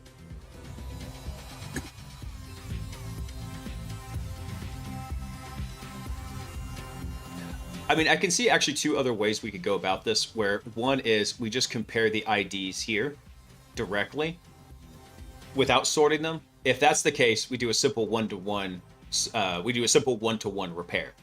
Otherwise, we then do a sort. Yeah, actually, I think that's a good idea here. Let's do a real simple test here. So we'll say if original IDs, if that's equal to our output IDs here, if those two are equal, then what we have is a one-to-one match, and then we just iterate over that. So for step in not current step, what is this? Exploit steps. For our step in our, is that what I want to do? Take that back. I want my iterator in here. So for I step in enumerate the exploit steps, right about here. Then what we're going to do is we're going to say the output steps at index I, and then we're going to access the scratch pad. Scratch pad. I'm going to say that is now going to be equal to, oh, you know what I should do? Output steps. This should be a list of exploit steps like that. There we go. So that's what that's going to return back to us, a list of exploit steps. So then we'll say in the scratch pad is going to be equal to step, and we're going to pull out the scratch pad from that. There we go. So we're going to repair the scratch pads. This is a one-to-one match right here. So if it's not a one-to-one match, then so we're going to give it a shortcut in code where it could just pop it in real fast.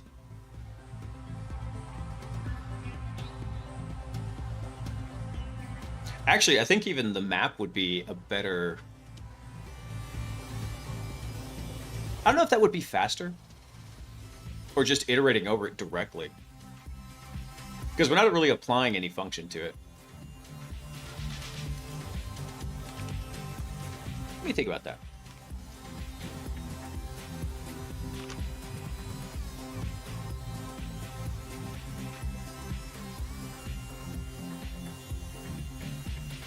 Yeah, we'll do that. I'm going to do it with the map function.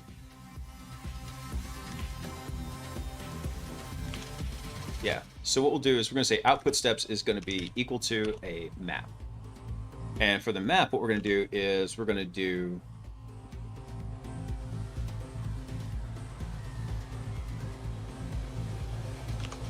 And I think actually we need to cast this as a list in here, but that's fine. So what we do is we give it our...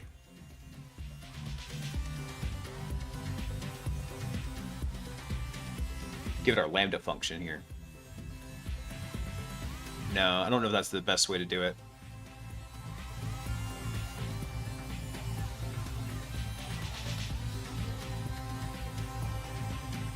So you can use counter from collections. From collections, import counter. And then same would be equal to counter of list A is equal to counter of list B. So like this, you don't need to sort or anything, just use your output IDs and the original IDs, and it will return true if both lists contain the same elements exactly without caring about the order of the IDs in the list. Yeah.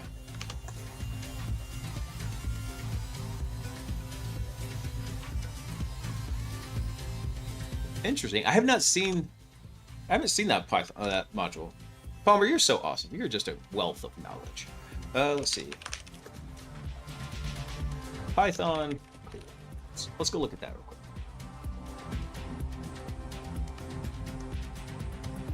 So module implements a special container data type, providing alternatives to Python's general purpose built-in containers.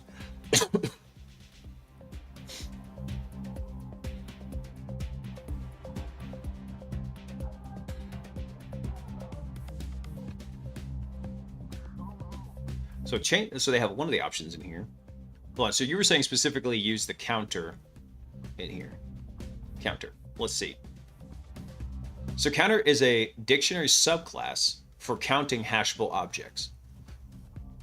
So it's a collection where elements are stored as dictionary keys and their counts are stored as dictionary values. Oh. Oh. So the counts are allowed to be any integer value, including 0 or negative counts. Counter class is similar to bags or multisets from other languages. Okay. Would that actually...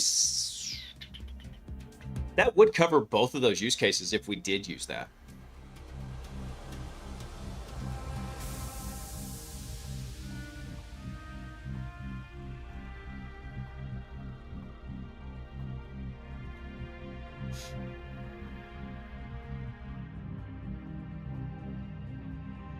Test it out in the terminal before you try it. I might. I'm trying to think if it's worth it bringing it in. And I don't mean worth it. I'm sure it would work out fairly well. I'm just trying to decide if that's the path I want to go down with it.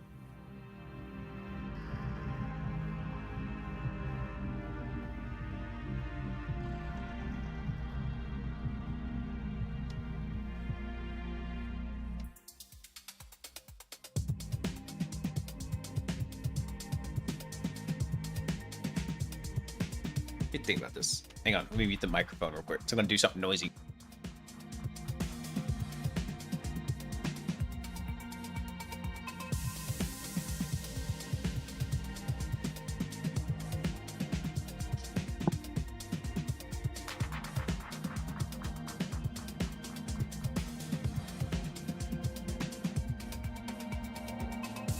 You know what I just realized, actually? I was just thinking about something. So I'm going to be traveling the first week of January, so we're not going to have our normal stream that night. But remember, I've been trying to get Cody back on, and our scheduling just hasn't worked out because honestly I thought I was going to be further along with HackBot for this, but I'm going to have, he's going to be there where I'm traveling to. We're going to the same event. So maybe we can do like a special, hey, we'll stream together type thing. We can talk about it. I'll see if I can put that together. Dang, I got to put together a mobile streaming platform then. I'll think about it. I'm not really set up for the mobile streams.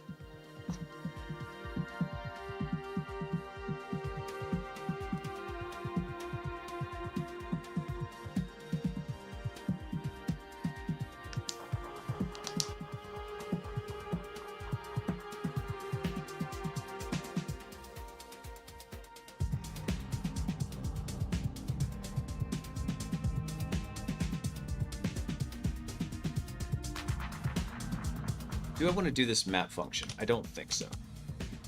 I think we're just going to leave the map out for the sake of clarity.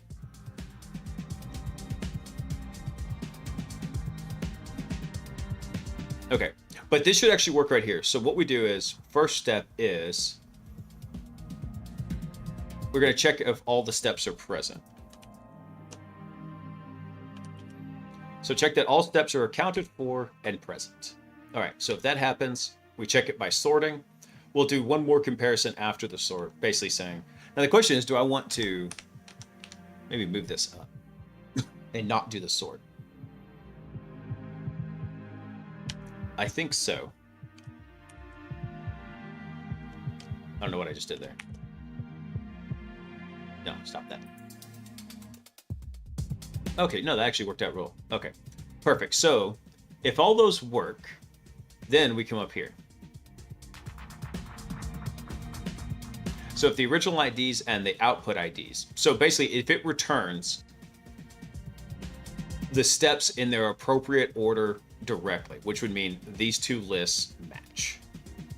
And if we wanted to, we really could just take this and bring it down here, but having it split out in here, this is a very small memory object. I don't care about having unused variables. It's going to go away whenever the node cycles. It's fine. But we could have this come through and compare.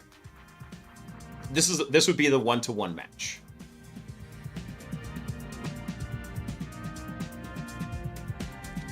I'm going to say an ordered one-to-one match. So if that works, then what we'll do is we're going to take this, and this needs to come up actually, because that's going to repair the scratch pad right there.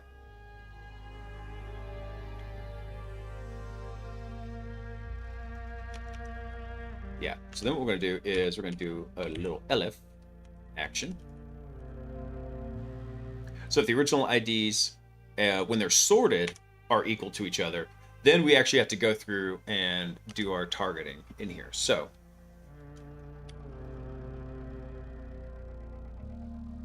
what we're going to do is we're going to say for, actually no, we can use this. We can use I again.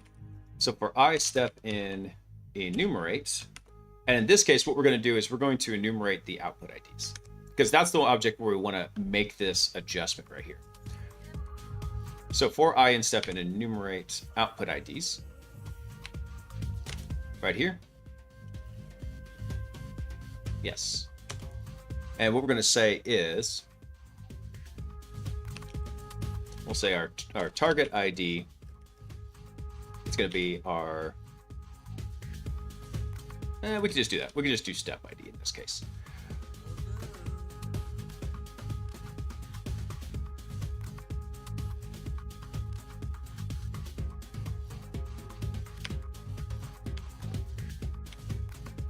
For old step,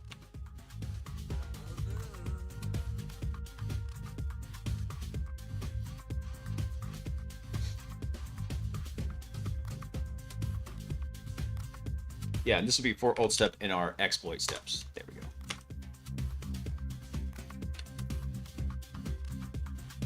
Why are you throwing me an error on this? Yeah, I know. It's because I haven't used it yet. So what we're going to say is if, I don't want to do this. We'll say if the, because we have our two lists here, right? Let me think about this visually. So what we have is we have one list here. That's terrible. Let's do this. Yeah. one list and we have two lists. We have a lot of elements inside this list right here, and we have a couple of options for this. So we have one option here, which is we have a one-to-one match, just like this. They exactly equal. We've got that case handled. The other option is, let's call it the scramble match, where one of these goes to like a different element in the array, right? So we need a way to match this one. Let's say this is the OG and this is the new stuff right here. So we need to find a way to find everything that's in the new array and then find the correlating step over in here.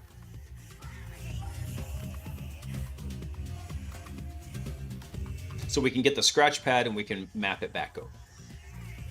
And each of these elements in here, this is a dictionary in here. So each of those is a dictionary object.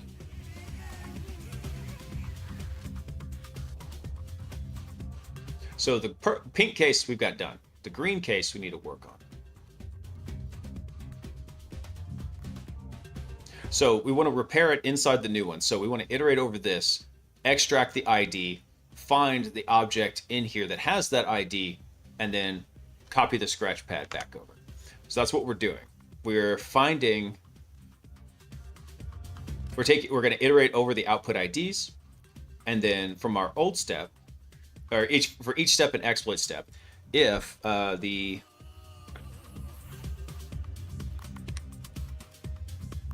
say if the step ID value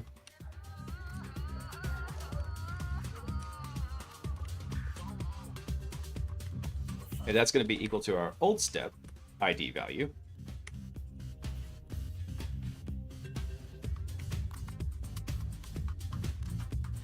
then what we do is we just return that back in. So we'll say, where is that?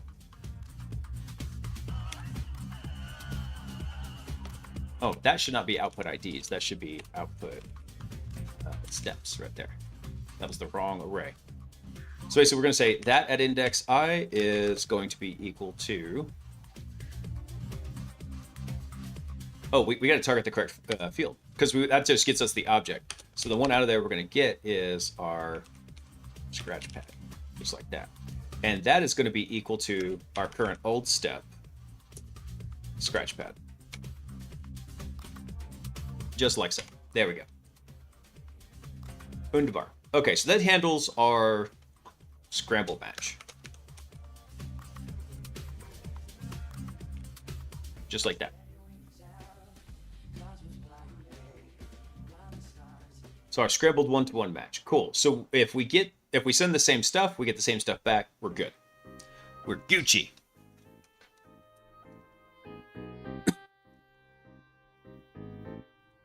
So all steps are present and accounted for. We've got that. The next thing we need to do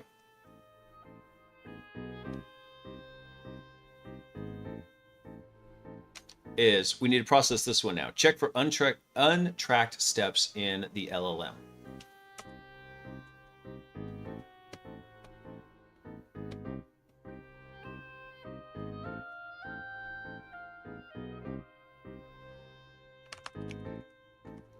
Untracked new steps. And what we'll do is we're going to make that a array of strings in here.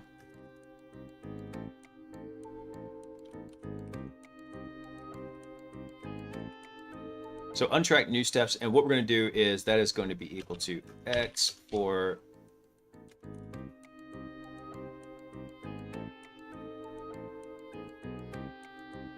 how do I want to check this out? I'm trying to think how I formatted this. This would be things in the output IDs that don't correlate to an original ID.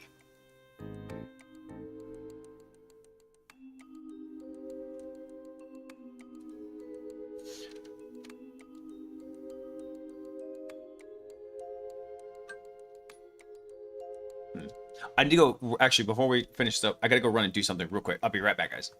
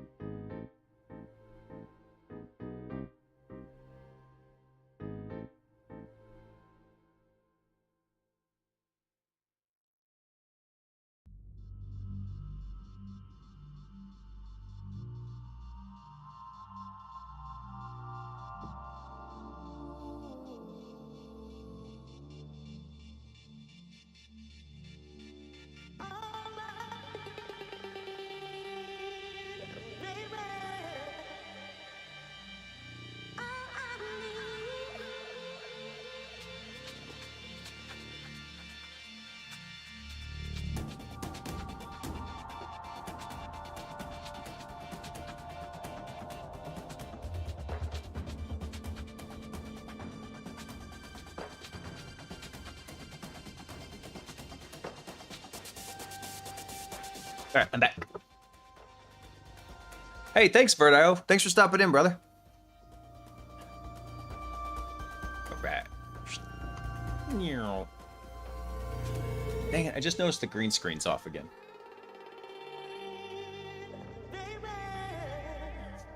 Let's see, did that fix it? Oh, that made it worse. That's not even good. Hang on. Let me see. There's holes in the fabric of reality. Hey, there we go, that fixed it. Wait a second. I swear, the green screen moves around so much. Anyway.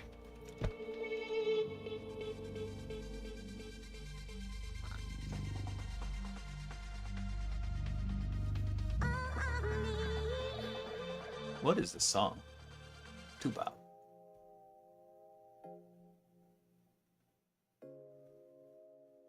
Let's think about this.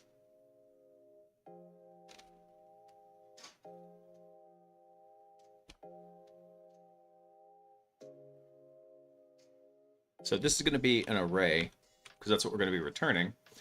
And what we're going to say is we're going to return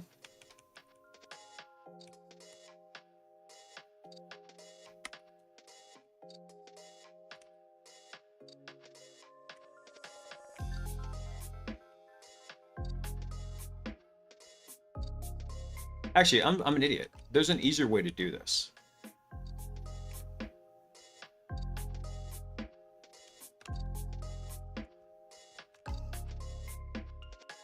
Let's do this real quick. Let's do Python remove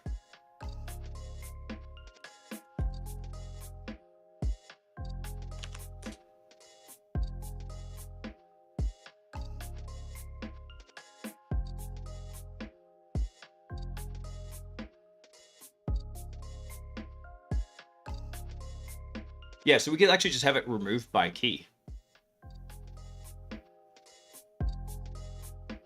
So we could do it that way.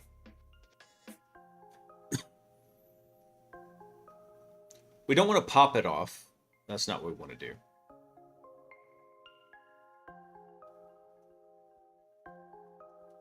We don't want to clear the list.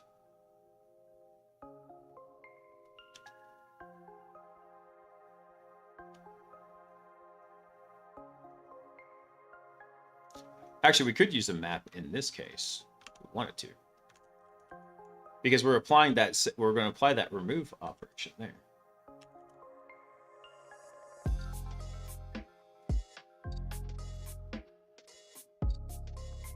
Let's see, list map.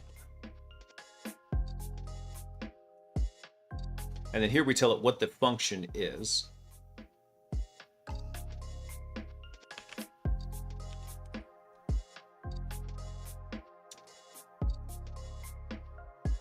Yeah, actually, this will tell us it perfectly. Because what we're going to do is we're going to apply the remove function.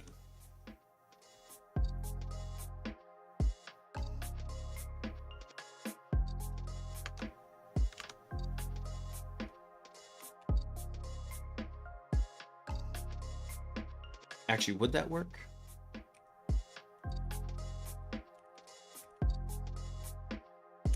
I think that's the one we want to use. List.remove. And what we want to apply this to is, we just want to pass in the other array right there. So then, yeah, we just pass in our original IDs.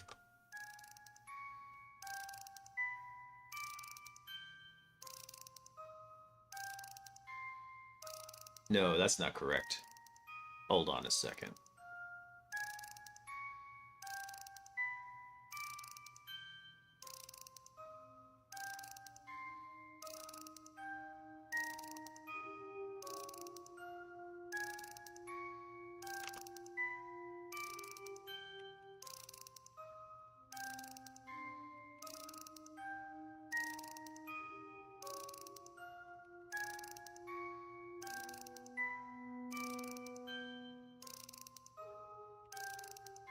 Let's see. What we want to do is we want to get the unique values when comparing lists. Think about this. There we go. We could also look for the intersection. Nice.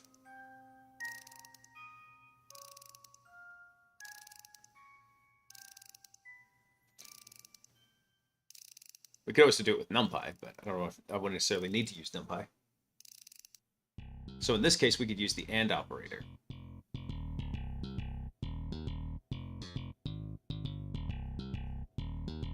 Wait, you can actually overload with a minus sign? No way, I didn't know that. So retrieve the difference in the list. Use the set list difference operator. What?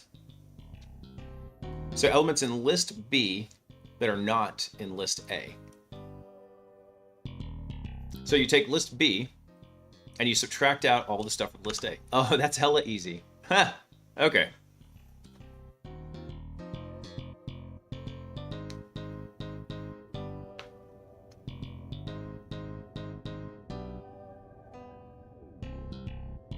Let's actually take this up a bit. Let's move this up here. So we're going to untracked old steps right here. Yeah, I'm glad I did this now. Because what we're going to do is we're going to say from our output IDs, what we're going to do is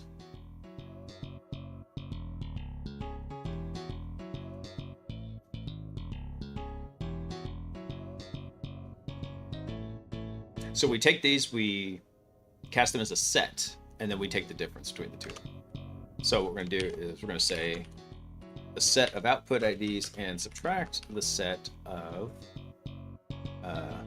original IDs. So that's our untracked new steps. So now we need one more, which would be our untracked old steps.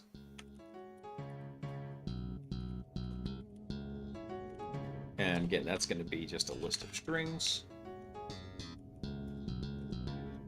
And essentially what we're going to do is we're going to just reverse this operation here.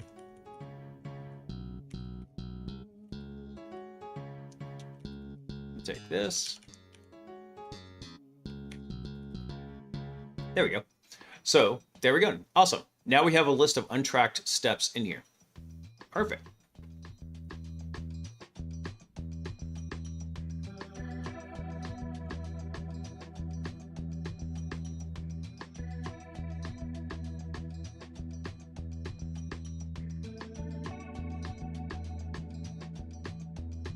So we always have to repair the scratch pad no matter what. So this will be the first one. So if original IDs and output IDs, if they're equal to each other,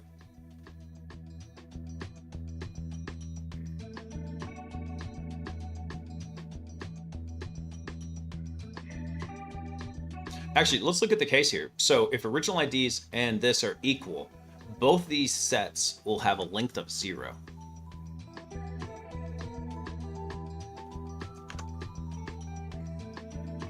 Oh wait, I do need to do one more thing. I have to recast this to a list. This. Just like that. There we go. So we need to recast that down to a list.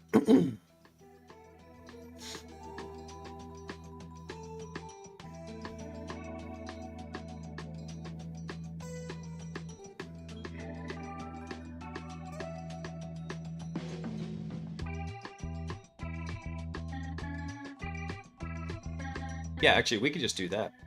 Come to think of it. And then we don't even have to do the sort.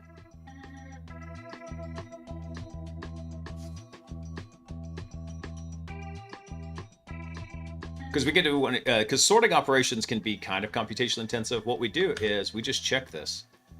We say if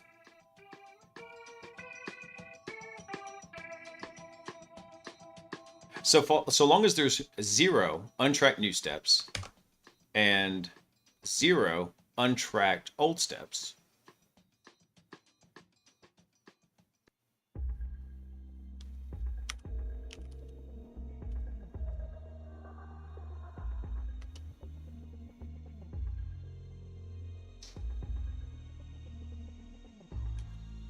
I gotta remember something actually in Python. I gotta remember what happens whenever you overload and you add lists to each other. So let me just make one. We'll do x is going to be equal to 1, 2, 3. And we're going to say y is going to be equal to like 4, 5, 6. So what do you get when you do x plus y? So it does just concatenate them together. So what we do is we just add them together and we check the length of it. So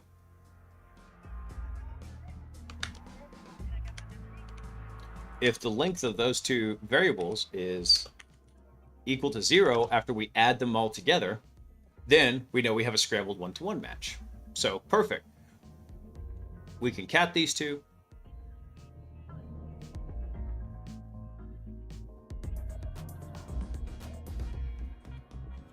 I don't know if that comparison needs to matter. I don't know if that's just overcomplicating it.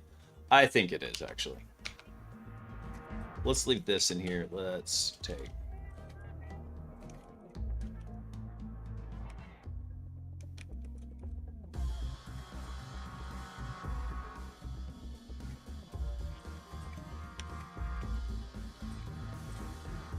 Let's make this ultra clear in the code here. This would be our untracked old steps right here. Just like so. So the length of both of those, then we have a scrambled one-to-one match, just like that. Okay.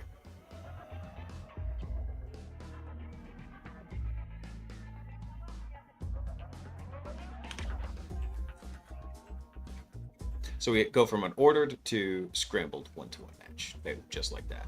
All right. So if these two are not equal to one another, then we need to jump down to our actual else statement in here. So then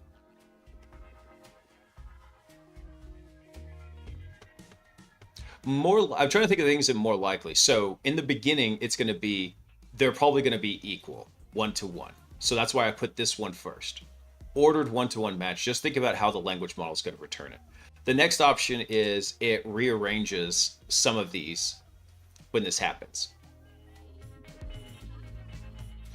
And then the third option is going to be that we have an untracked new change. But we need to capture that for untracked new and old. Untracked old steps isn't super important. It's untracked new steps that are the main thing.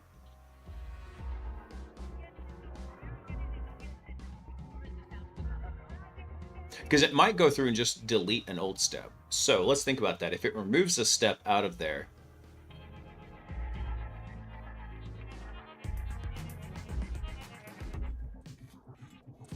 let's do something in here real quick.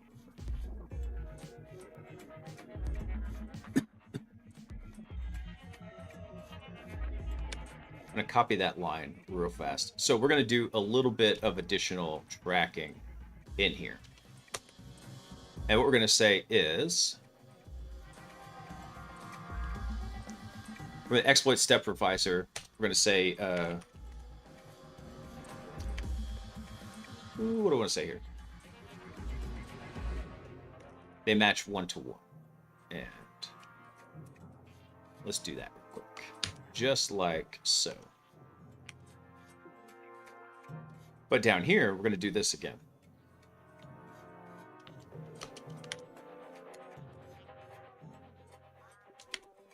I don't want to say this. Returned steps, changed order.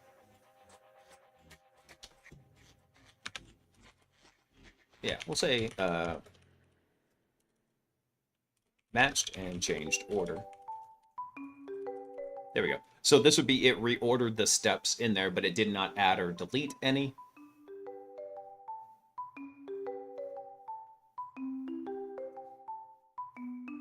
Let me think about all the options we've got in here.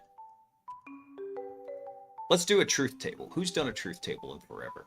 So what we have is we have an option where it returns one-to-one, and then it returns a one-to-one scramble. Actually, hang on. Let's do this. So one-to-one, and then we have a one-to-one mix in there. The next option it could potentially return is it could drop a step. So it drops a step. Another option we've got in here is it adds a step.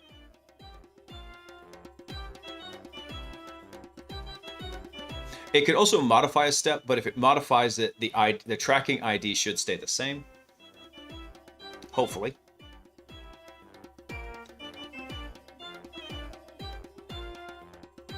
So if it matches 1-to-1, this would also be true, but these would be false and false, just like this. So we're going to do a little bit of truth table here. Other option is, if it doesn't match 1-to-1, it can match a 1-to-1 mix, in which case it did not drop and it did not add any in here. So if this is false and this one's false right here, then what we have is we could potentially drop or add any in here. So this could be true and this could be true as well. In this case, this could be true and this could be false, or this could be false, this one could be true, or this one, they both can't be false. We already solved that situation. That means there has to be a 1-to-1 mix in there. So in that case, this one would be, we'd have a false and a false right here. Lots of F's going on. All right. So where do we actually need to target this for routing? Well,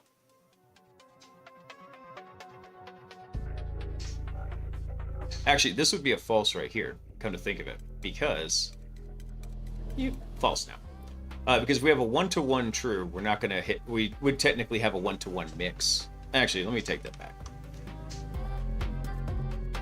So this would be, I'm going to circle these in green. This would be one branch that we need to take care of. This would be a second branch that we'd have to take care of right here.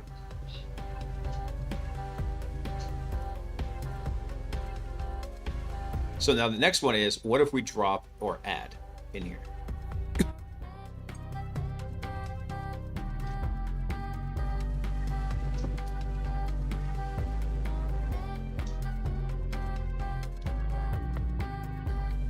Well, if we add some, there's not going to be any scratch pad to that. So the scratch pad is going to be gone.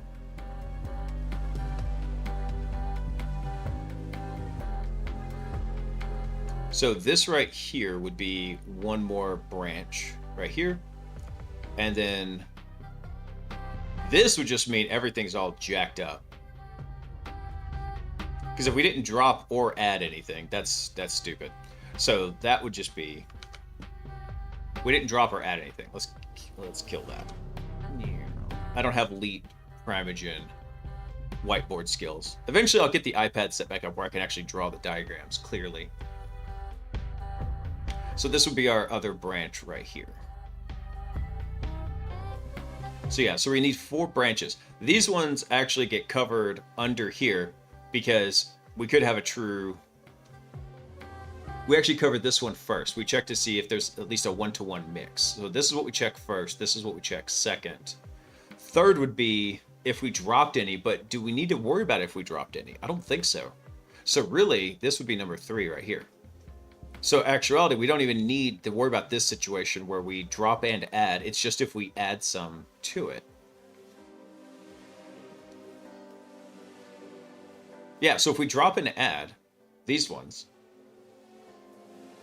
then we still have to do the same scratch pad repair. In fact, it's going to be, it should be the same, come to think of it. Everything coming from the OG one should come down to the new one.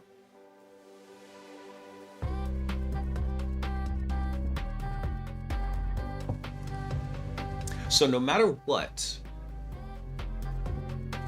we're always taking what we had from the OG to the new, right? If we think about the code flow for this. Drop and add, they're going to do the same thing. We have an optimized version for when it's a 1-to-1, but if it's a mix or an add, they're going to be doing the exact same thing. So maybe it does make sense to kind of bust that out over into a reusable function over in tasking. Which, because we already solved that problem. What do we do? Just like this.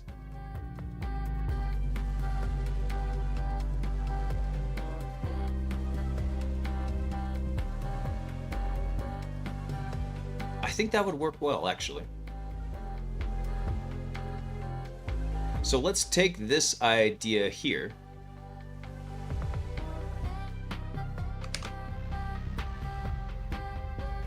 Let's see. Let's define a new function. We'll call this repair scratchpad.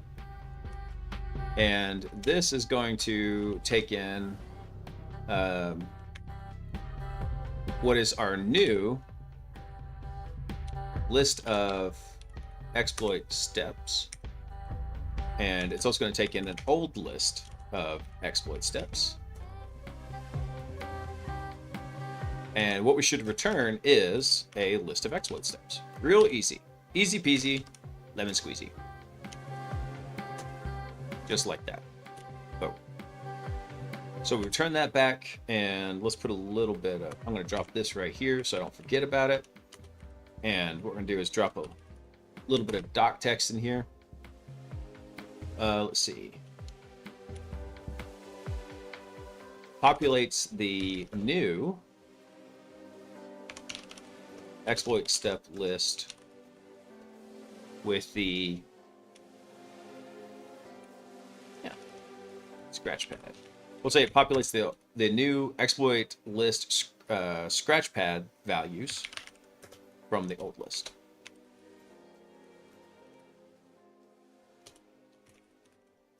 And we'll say it matches by the ID value.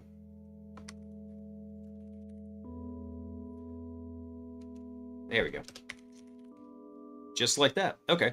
So what we'll do is we'll enumerate from our output steps, which is new, just like this. And then for our old step in old,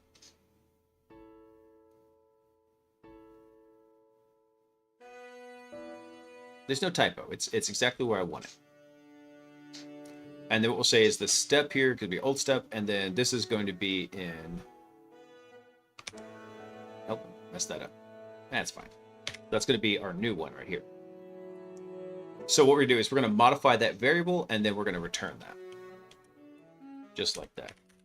So then we return new. Ta-da! So let's think about this. Looking at our list of options here. If we have a one-to-one mix, we have a special optimized case that's going to handle that. If we have a mix, or if we have added any. We don't care about if we dropped any. That, not important. So if we've added any, we don't care because that means we still have some remaining in that list right there.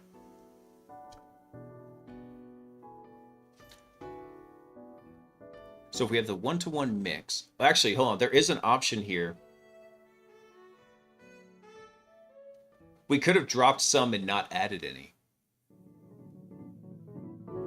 So actually, we'll make that number 4 here. We'll still have to use the same operation though. The same one. We don't have to use that one. We could optimize it, but it'll be good enough, right?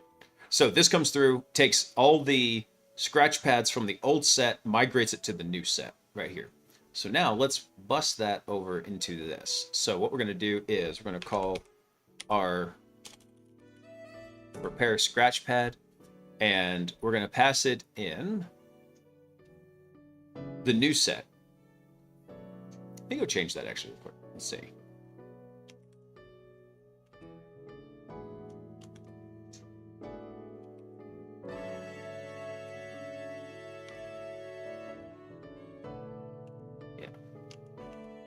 That's going to be our new steps, and this one we'll rename that one to our old steps. There we go. And the reason I did that is because I'm like, what is new, what is old in here? So our new steps is going to be our output steps, and then we're going to have our exploit steps as the originals.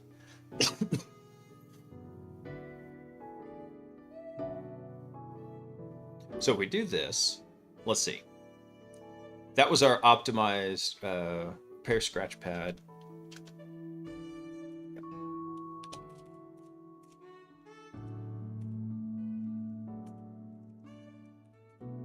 Let's do it like this.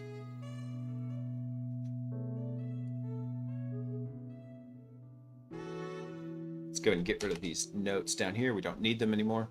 All right, so then we have a scrambled one-to-one match.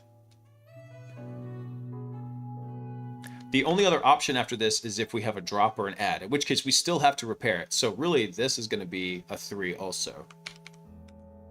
So that's going to be our third branch right here, which is going to be our else condition. So if we have a one-to-one match, we can't have the other matches. We don't care, or we don't care about them. The other one we could have is the mixture in here.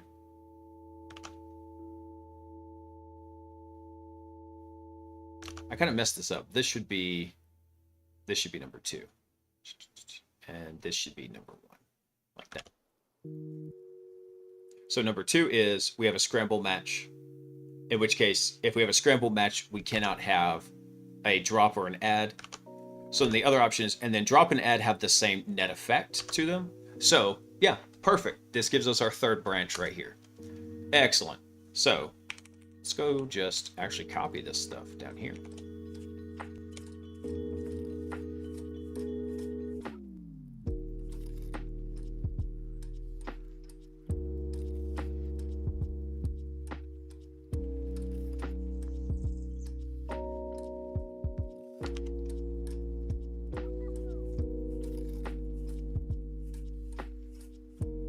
I just realized we don't even need this.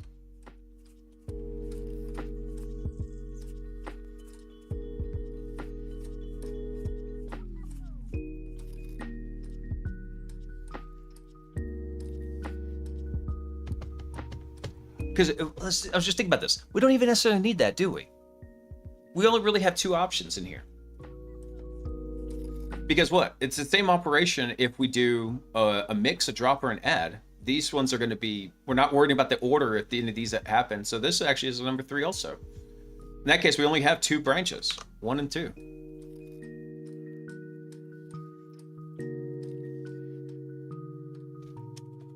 Making this way more complicated than it needs to be. If it's a one-to-one match, then, let's see.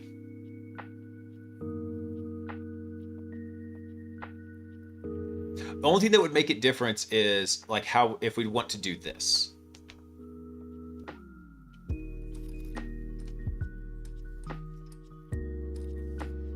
So just for tracking purposes and telemetry, we could add that into it. Excuse me.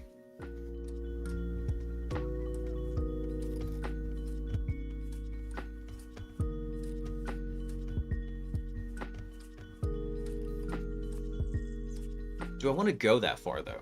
Would it be useful?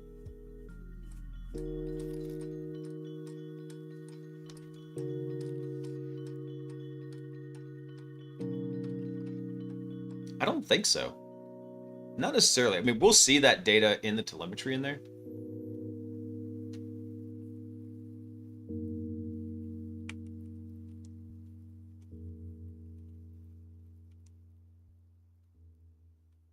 Yeah, I don't think that's actually necessarily even...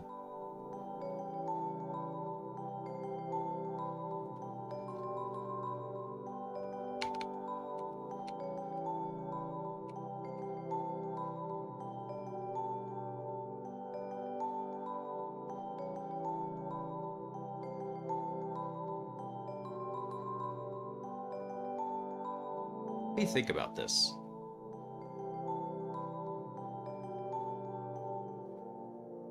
I do want the tracking messages in there, in our messages list. Let's see. Return steps matched but changed order.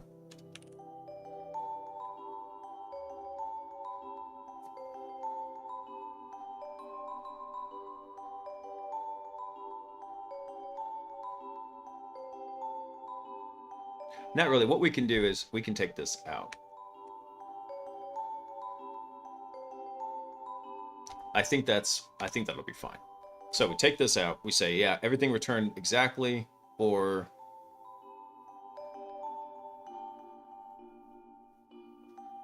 actually, yeah, I think that's overcomplicating it for the tracking purposes in here.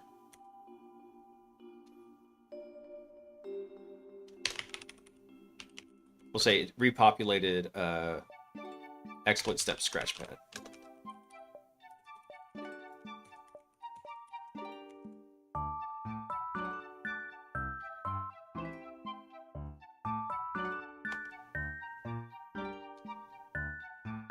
And then this part needs to change right here, because this is now going to change to our output steps.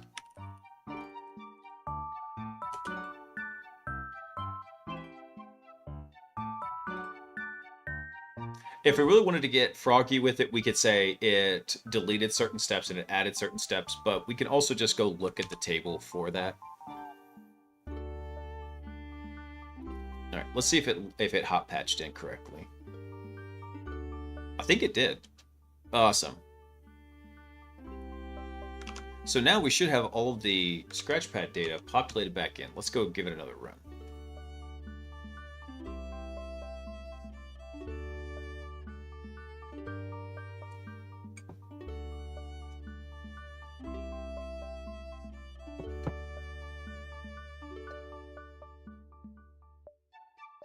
All right, so it gets the web shell artifact, goes to the reviser.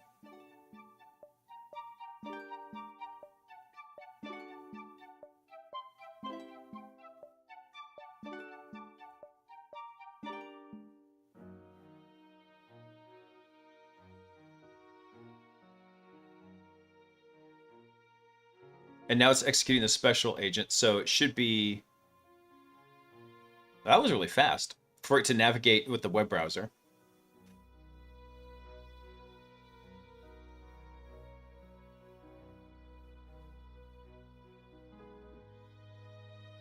So now it should be attempting the PHP upload. It's working. It's doing stuff.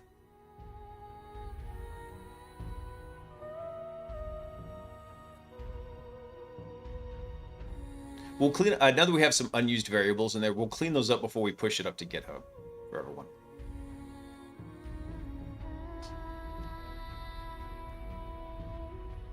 Excuse me.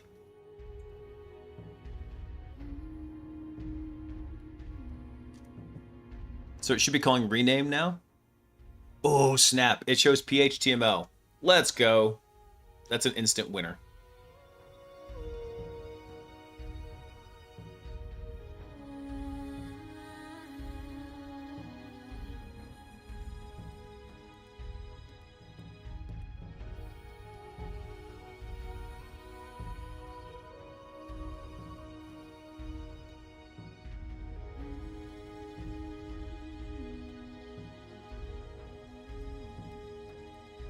Why did it stop scrolling?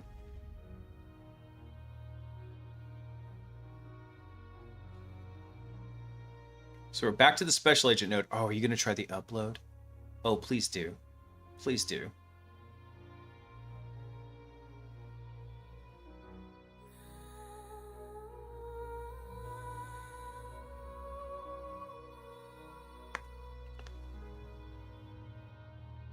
I still can't believe that issue was I was importing the wrong exploit step.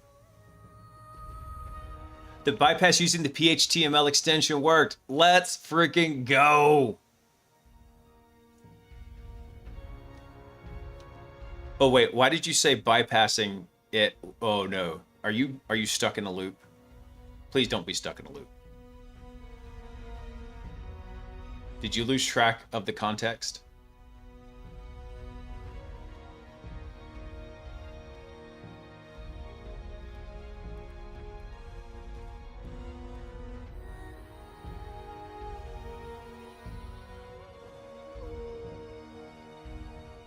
Okay, so it's testing the web shell now. Hey, for some reason it looked like it tried to upload it twice. I'm gonna let it cook.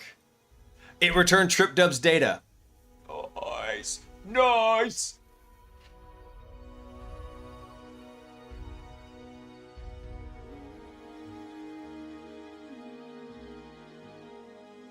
This is beautiful. This sparks joy.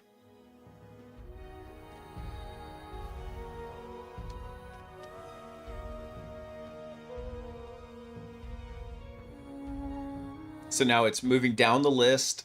Oh, let's go. It's beautiful.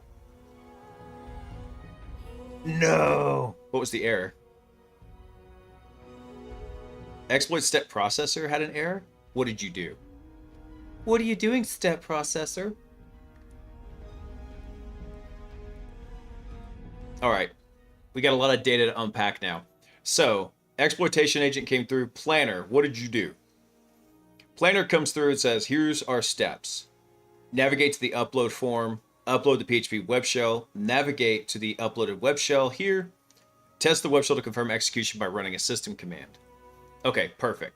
Now, if we actually go look at what got put into the state table, it's slightly different. There is some additional stuff that gets put in here, which is we have it create the initial access exploit and then verify the previously generated initial access exploit by sending the pwd command. So we tell it, hey, this is exactly how we want you to test it out. So we inject these last two steps in here. So we actually have a little bit more than what the planner returned. That's fine. Gets a Diceco web shell. That's all good. Let me look at what the revisor does. So the revisor comes back. All right, cool. So it validates the first one. It then starts working on the next one. They're all set as new. Ooh, yes. Awesome. Now, if we come look right here, and we look down at our last messages in here, repopulated exploit step scratch pads. And if we just do a little bit of a sanity check, let's go back and check. All the scratch pads, we see that they are repopulated before it got added back over into... Oh, nice. Nice. Nice. So it gets the web shell. It calls the special agent. It navigates. I love that. So Claude 4.5 Sonnet's doing such a better job than 3.7. 3.7 was like going down weird branches and checking stuff it didn't need to. 4.5 Sonnet's been much more direct and to the point. So then the revisor comes back, and what does it say? So it validated. Now it's going to set this one. So see how much we have so much less output to come back? It's fewer tokens, and it's fewer tokens for the language model to get wrong. That's the kicker. So now what is the so the next one should have been, actually, hold on, let me come back here. What did it mark as working now? So working should now be uploaded through the panel form. All right, cool. So it calls our browser agent. Looks good there. What does the revisor say? Should say that it failed because PHP is not permitted. Excellent. So now what does it do for the updates? So current step, upload the web shell. Upload attempt was attempted but failed with a PHP not permitted. Server indicates server-side validation. So key findings. The upload form is working and accessible. The file selection and upload process completed successfully. The server has blacklisted a filter and rejects PHP files. No RCE achieved yet. Good. Are we pitting AIs against each other? Not exactly. Not exactly, Daxa. So what we're doing is we're making an AI hacking bot. That's what I do for a living. I've been doing that for the last almost 8 years now. I'm a professional penetration tester and red teamer. And CTFs kind of became a thing after I'd already started doing it professionally. So I don't get a lot of joy out of CTFs. However, a lot of my clients are implementing these kind of AI agentic systems in their environments. So what do I like to do? I was like, well, I got to understand that so I can break it scientifically. So we're building one to go play hacking challenges to do a couple different things. One, we're going to see, okay, can it beat the CTF? Just can I encode my knowledge into an agentic framework? Two, what are some of the issues that are going to come up and some of the pitfalls, and where could somebody potentially attack this system so I can think of ways to attack the other systems? And beyond that, we're just having a lot of fun with it. We're trying to see how dumb the AI can be, how smart it can be, what it can kind of figure out. So far we're having a lot of fun with it. Right now what we're working on is, we're working on this exploitation agent here. So its job is, the exploit agent is told specifically in this case, eventually it should develop its own logical thinking. We're telling it, hey, go to that site and now do a PHP exploit. It says, okay, cool. So it looks at all the data we gathered and plans out the steps for the attack. And then it enters this loop here where it goes through those steps, tries to execute it, and then it does error correction in this revisor. So it runs through this loop until it gets successful exploitation or it crashes out. basically says, hey, we've tried for the max number of times, it's not working. And then it bails out to the exploitation agent again. So what we're doing is we're working in this loop right here, and it looks like it's getting really close to finishing. Well, this was the most successful run we've had in a while, because we did a complete re-architecture of how it was handling everything in this node. This one little node has taken like 3 weeks to re-architect.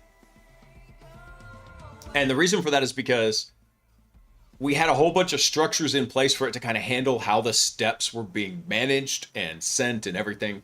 And they were too rigid. We did not have enough flexibility for the agent to work with. So it's this kind of weird balancing act where if you give the agent too much freedom, it just goes off. Hey, Gumby, it goes off into left field and just jacks itself up. If you don't give it enough, then it's going to be basically stuck in the bureaucracy. We had it stuck in the bureaucracy. We backed it out a bit and we're having a lot of trouble with it. And so now we're tuning it back to where we give it just enough information where it can make the proper revisions to overcome the blockages on the CTF. So this has been our first successful run in a long time. It looks like it actually did get RCE. So that's banger. So now we're working through to see what is the revisor actually telling us for this. How much did this cost? It cost us 3 cents. Not bad. That is fairly well optimized. All right, so actions required. Since the upload failed due to the file extension, I need to increment the iteration counter, banger, keep the statuses working, and provide a revised atomic step task to bypass the filter. Bypass strategy. Common techniques for bypassing include using alternative extensions like PHP5, PHTML, and FAR, using double extensions, or using case variations. So renaming to a different extension, it may still execute PHP. What is it? The most single atomic action is to rename the web shell to use a different extension before uploading. I'll choose .phtml as it's commonly parsed as PHP and not blacklisted. Banger. So it did happen to get a good one in this case. Yeah, Gumby, dude. So I just fixed it to where it's not returning any of the scratchpad data, right? But we do still have the scratchpad data in the state table, and we're rehydrating it basically. We're getting a desiccated version back from the language model, and we're rehydrating it. So that way it sees the scratchpad, but doesn't have to worry about trying to regurgitate it back to us. Is there not a way to completely overhaul its way of thinking or freedom? You could use something like a deep agent or even something like Claude Code. Claude Code is essentially like a deep agent. But I'm trying to make this efficient and optimized. So I didn't want to just do the quick and dirty route. So you see up here where we've got like all of these, where is it? Here, let me come over here. So you see all these messages right here? If we wanted to, we could go through and track every single message, which we are. So every message we send to or we get back from the AI, we could take all this and we could smash it and restructure it and compress it and then send all that up to the language model and let it figure it out itself. But we know what the flow should be.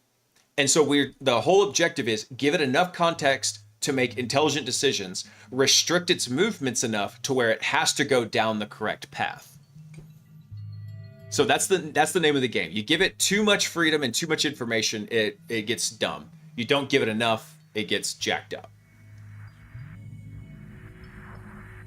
A lot of the times that people are running into issues where they're basically the AI is making them look stupid, because it's because they're giving it too much freedom. AIs are like really hyper intelligent 4-year-olds, and you're not going to let your 4-year-old go out and play in traffic, are you?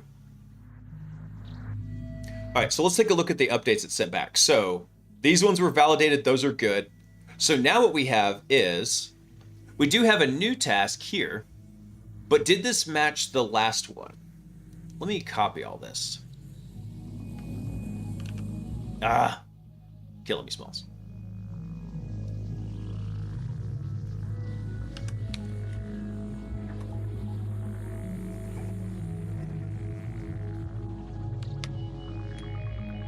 Okay, so here's what we had initially, right?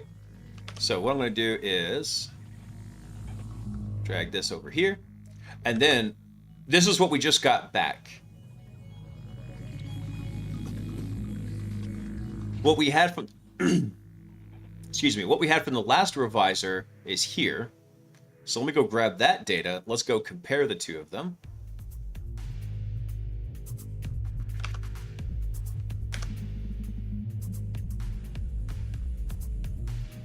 You did not copy everything, did you?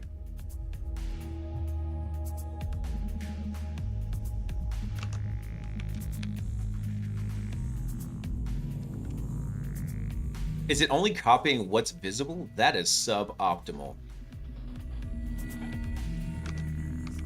There we go. So let's go compare these real quick. All right, so we see IDs here. Now this one we had, actually, let me swap these around. So that was the original, this was the updated version. So we see the IDs match, right? So our tracking IDs match in here. And then look at this. So P07US moves down, and now we have a new one here with a new tracking ID. Rename the web shell from web shell PHP to web shell PHTML. Awesome. So this one, though, it marked it as new in here. I think we'd want to actually leave that status as working. So that might be something we need to update in the prompt. It's not bad if it says new. What did the thinking steps actually show us? Hold on. So after it failed the upload because the site blocked it, what did it come back with? So since the current upload failed due to the extension filtering, I need to keep the status as working. All right, so the one that it was working on is step 3C4E9 right here.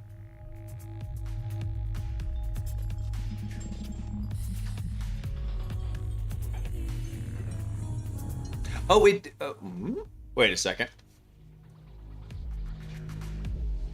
It worked, but it didn't work the way I intended it. So over here, 3C4E9 is upload the web shell.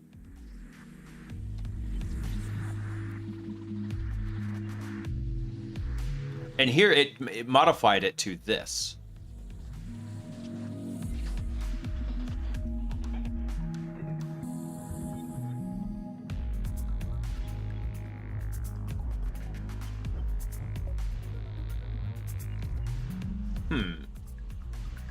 Drewski, hey brother, what's up, man?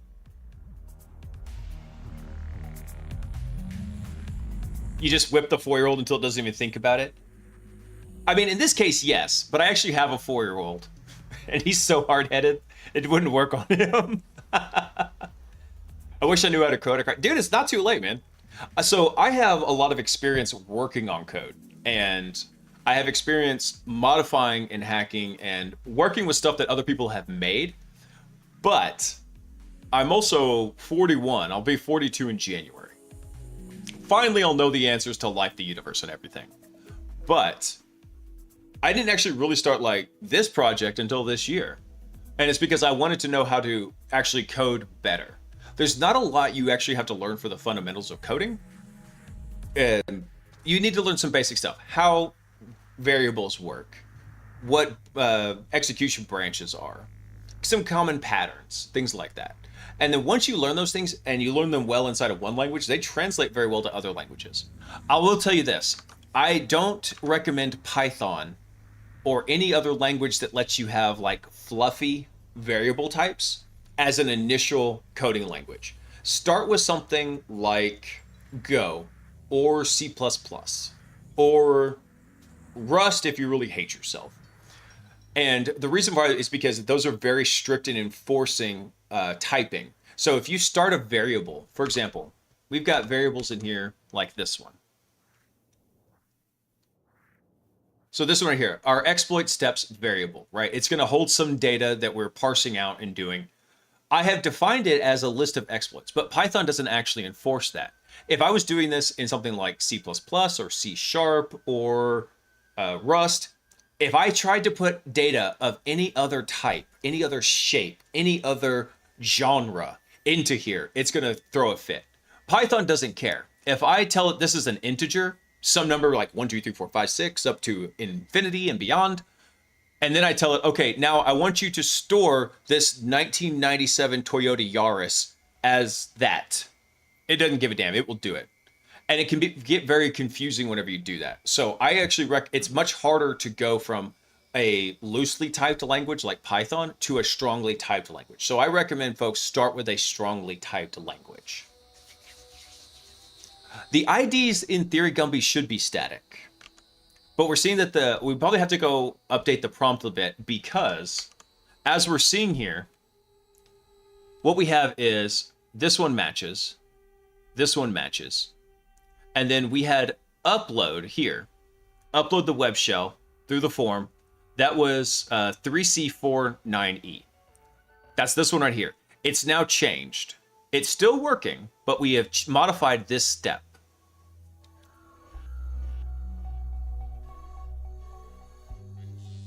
So after it does this, then it says, I want to navigate to here. So it looks like it did some kind of error correction where it realized it didn't actually upload it. So we need to go through and probably adjust the prompt a bit. Let's see how far it did get though, because it actually got down through there.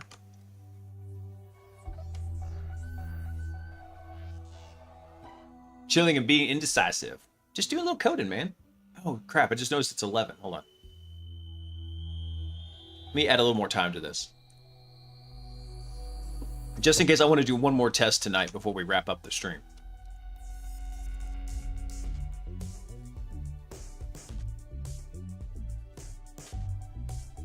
Oh, actually, let me see here. So those match. Let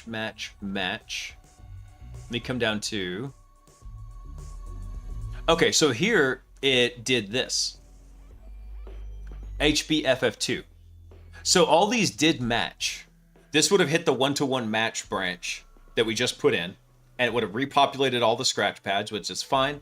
However, this is a little suboptimal because it went through and it modified this task, this step, instead of inserting a new one here. There should have been another one right here, like that.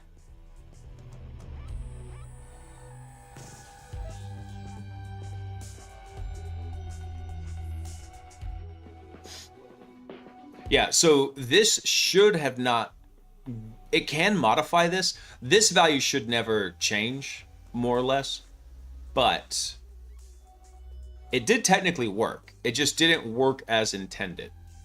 So let's go look at this this ID here. Let's go look at it in the trace real fast.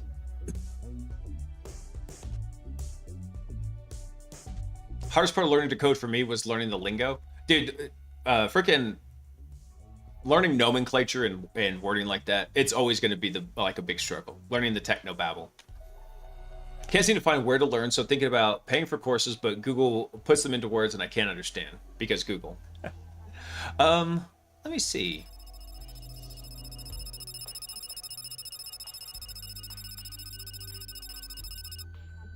Incoming transmission from Mariano Gumby. This is your friendly nightly reminder to push it real good, when you are done of course.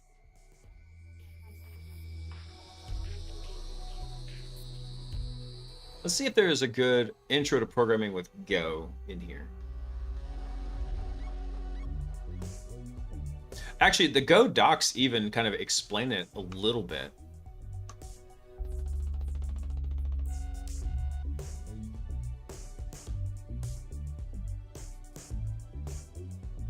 Yeah, so for example, you just have to know what each of these commands is doing. So right here, we're telling it what the package is.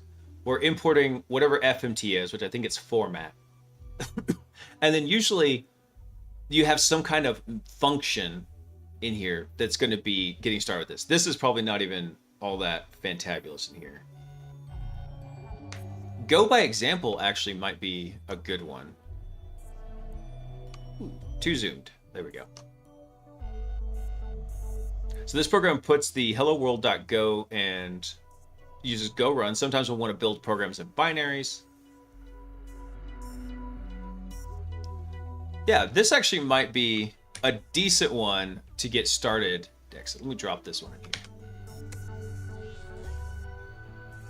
Also, thanks for the reminder, Gummy. All the languages I've done, I think Python is one of the most versatile and useful to learn. I think it is too. I'll tell you this. Doxa, I'll redo my original thinking here. And that is, let me see. Intro to programming with Python. Python can have a lot of pitfalls to it.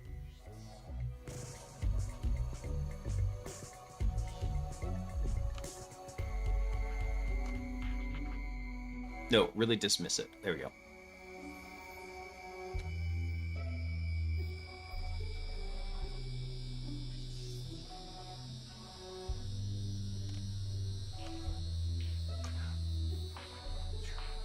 I think a lot of these, let me see.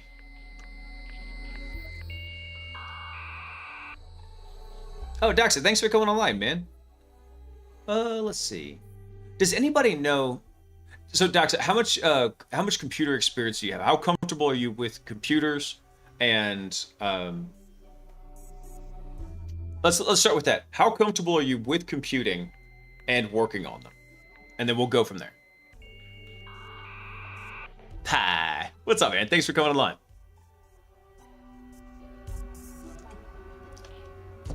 I've been learning Rust now, but I realize I can learn C for professional purposes, even though I like Rust. I don't hate Rust, Drewski, as much as I just hate the syntax. The syntax is about as close to hieroglyphics as you're going to get from me. And I've read some really esoteric coding languages. Rust is just abysmal.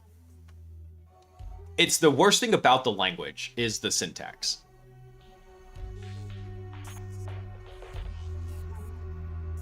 Here, just for anybody else who is curious, I usually recommend starting with something like a strongly typed language, like maybe Go. Because it forces you to think about how the data is being structured and where it's being moved. If you can easily make a mistake in Python where you can do something like, so like, for example, here I've got, this is an array right here, right? But if I say, let's see, we're going to say foo, I'm going to make it a type int, and I'm going to say it is 31337, like that. This typing here where I say, hey, it's an integer, it's this shape of data, is completely nonsensical. It's just there to kind of give you a hint about what it is. I can easily now say foo is going to equal bar. Foo bar. Python doesn't give a damn. It's going to be like, okay, cool. Foo is now whatever this thing is. It's a string.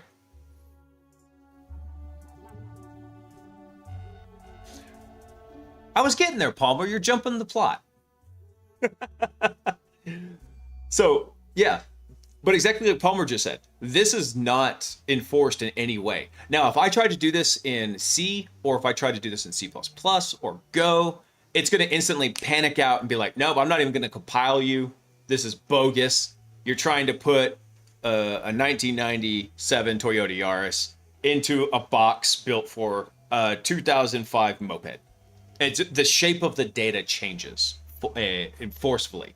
So that can get you into a lot of trouble if you try to start making any kind of programming and you don't realize, hey, why is everything going wrong? Why is this data incorrect?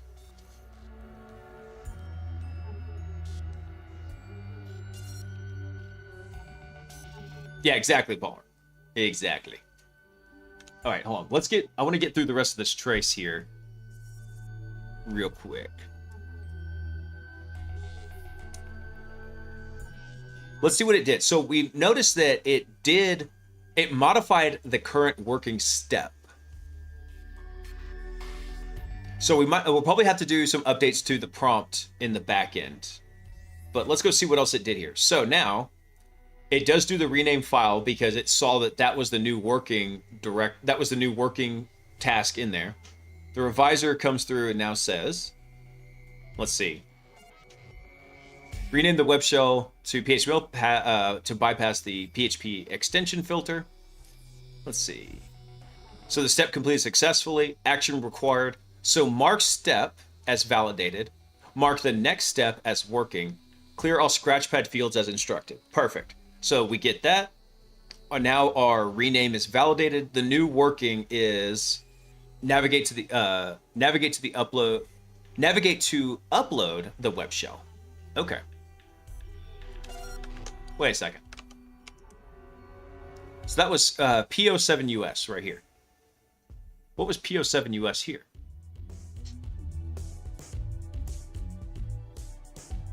Yeah, that was exactly identical. Okay, I mean, it's still going to work.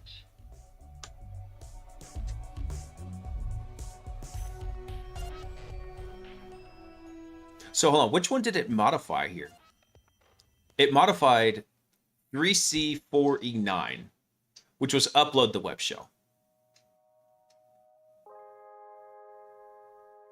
So I think what's going to happen here is, I believe, just because of a quirk of the browser agent and the way it functions, I think it realized that it hadn't uploaded it yet.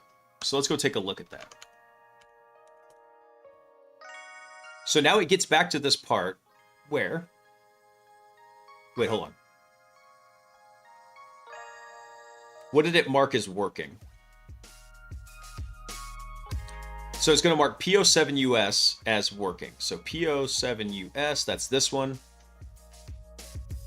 So it should have another one in here where it's going to say this happened. So I bet it's going to fail out. And let's just double check the processor. Yep, navigate to that. And then let's see what this one actually says.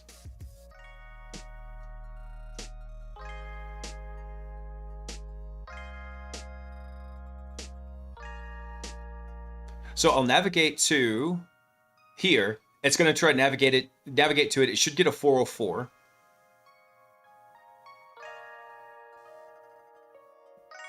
Requested URL not found. Okay. So it's going to come back. It's going to fail. And then the reviser is going to make an additional update.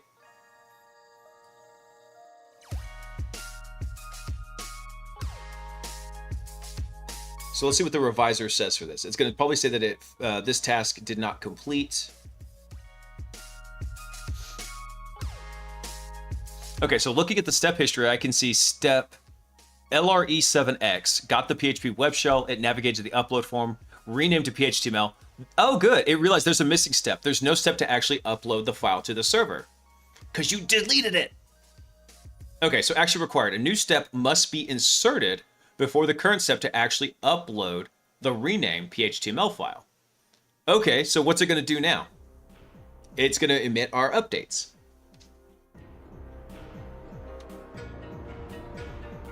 Oh, I love this. It named it ID upload 1.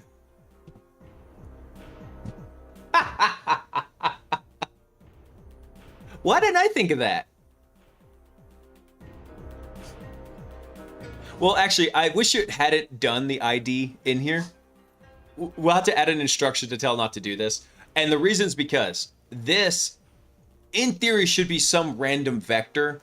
When you think about how the language model is processing things that should just exist way out in the vector space.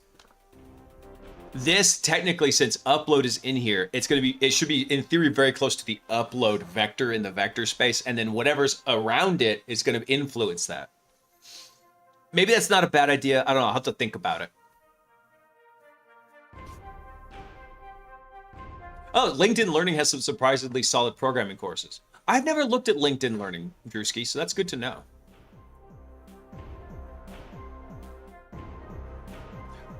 Oh, Dax, exclamation point music will show you what's playing.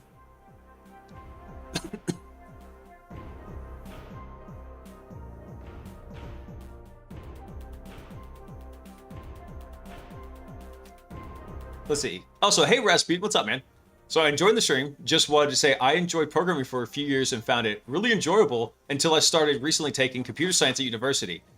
That completely drained me from the pleasure I got out of coding.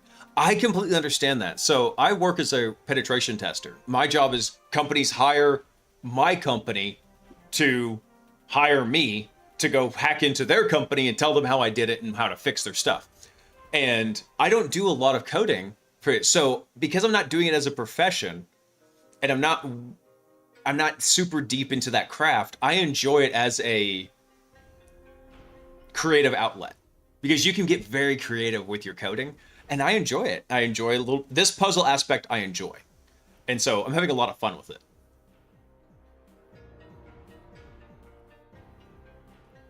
Let's see. I do like going and getting Udemy courses also, Palmer.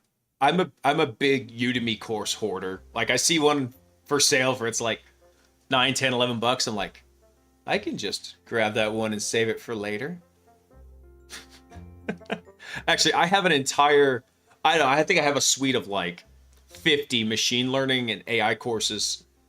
And actually, they're still being updated. I was surprised the course maintainer, because I bought them in like 2016. And I never got to them because, I got them in 2017, because then in 2018, I started working in offensive security and just blew that path down and just started going real hard into that. All right, so we see it. I did set up a new task here, so that's cool. The processor comes through and says, I'm going to help you upload the web shell. It's going to call the browser agent. Browser navigates. It does a click. It does upload. Let's check the summary from it. Successfully uploaded. Voila. So it uploaded the webshell.phtml. Fantastical. So the revisor should pass that one. So the scratchpad shows the browser agent. Actually, what was in the scratchpad for this one? Let me see.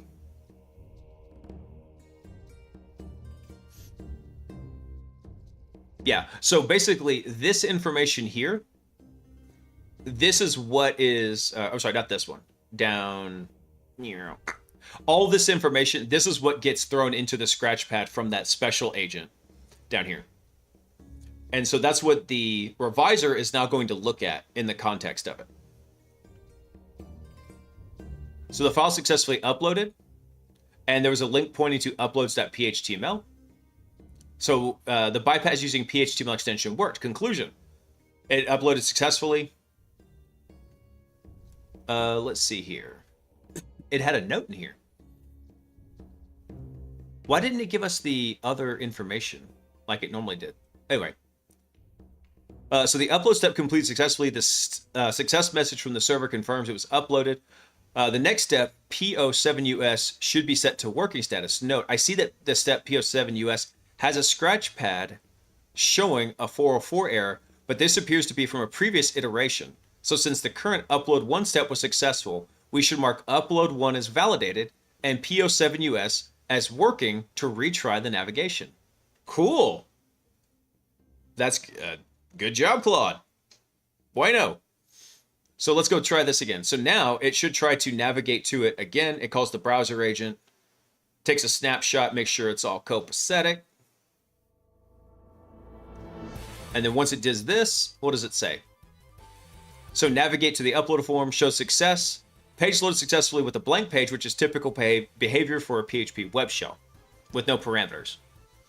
Key observation, decision. Current step has completed successfully. The web shell is accessible and ready to accept commands. Awesome. So then we tell it, what is the next step it should be working on? Let's see. So the next working step is test the web shell execution by running a system command. So the agent then decides it's going to use the call PHP web shell diceco tool that we provided to it. And it did. It called it, pointing to the web shell. It got TripDub's data when it asked, who am I? Awesome. So now here's where we actually got to the crash out. That's where we'll have to pick up with it tomorrow night.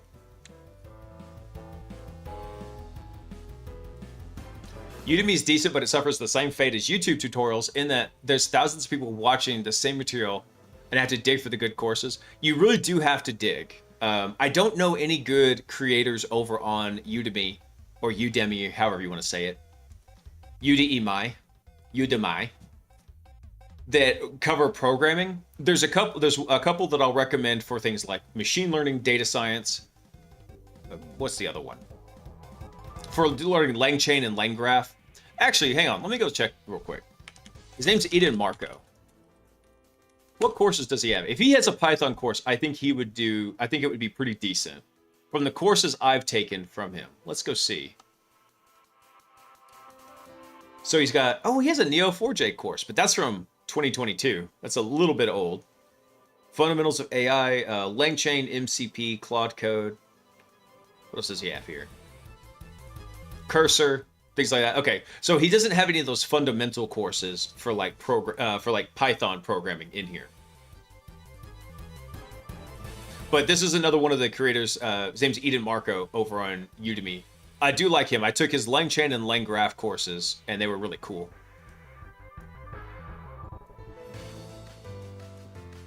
Hey Gumby, will you nuke that guy?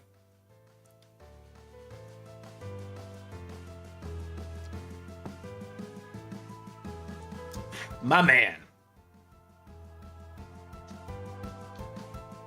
I tell you what, let me go push the code real fast. Let's push the code before I forget. Let me drop this down. All right, we made a ton of changes in here. Don't send the test suites. Okay. Nightly push. Boom. Commit anyway and push.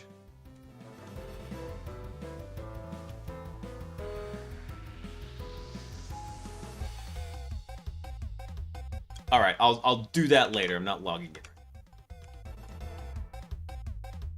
Let's go see what happened here, though. So something happened where we had call PHP web shell diceco.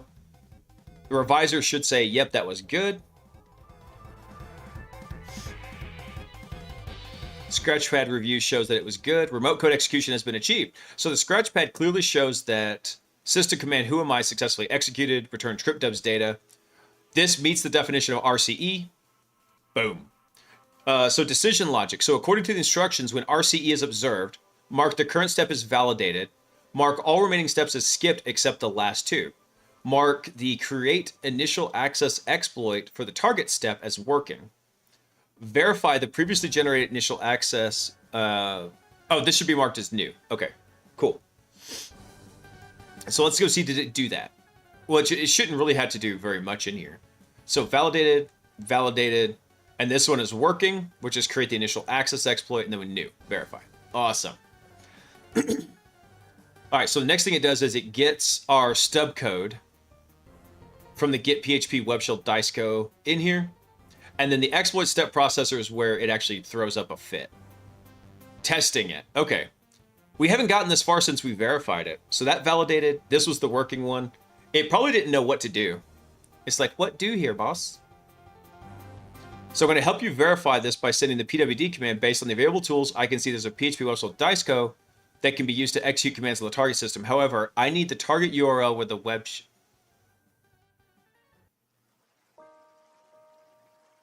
You don't need that. Okay. This probably, hopefully, a fairly simple fix. Wait, why was the context blank? Okay. Yeah, we'll have to go through and we'll have to adjust this a wee bit. Okay, but this is where we're going to pick up with it tomorrow night.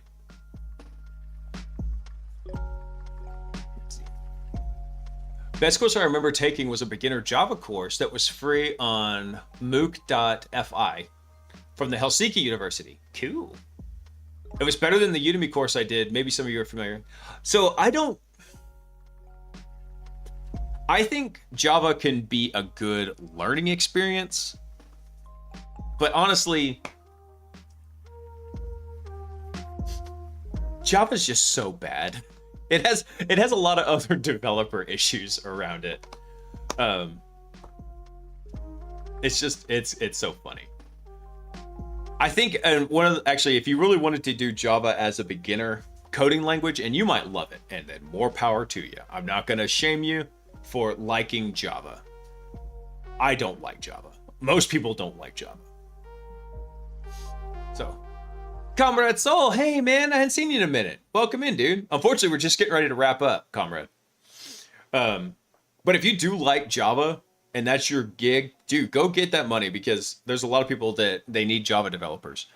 I would say one of the things to think about though is you actually could use Java as like a beginner point because Java is a strongly typed language and it meets that criteria of stick with something that's strongly typed as your first language because it's going to be a lot more flexible than trying to go from a loosely typed to a strongly typed. All right.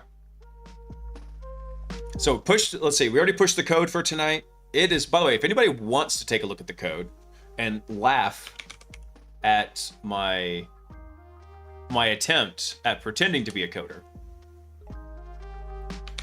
here's the link to it up on GitHub if you want to go take a look at it. Ah, damn it, the code's not up right there. All right, I'll push it after the stream so you guys aren't peeping on my login stuff. But we got to wrap up there. I got church in the morning. Who's on? All right, I don't think Hack the Box is on this late. Yeah. All right. Normally InfoSec Streams is a fantastic website that tells you who's online currently. Obviously, we're not. But if you like this kind of stuff where it's people working on cybersecurity, then definitely come check this out because there's folks on here, especially during the daytime.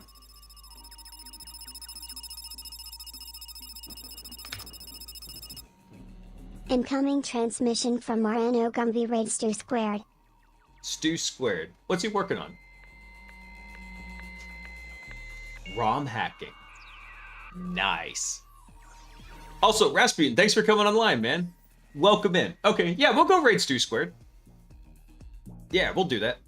All right, folks, unfortunately, that is where I've got to wrap it up. Wait, that's the wrong button. There it is.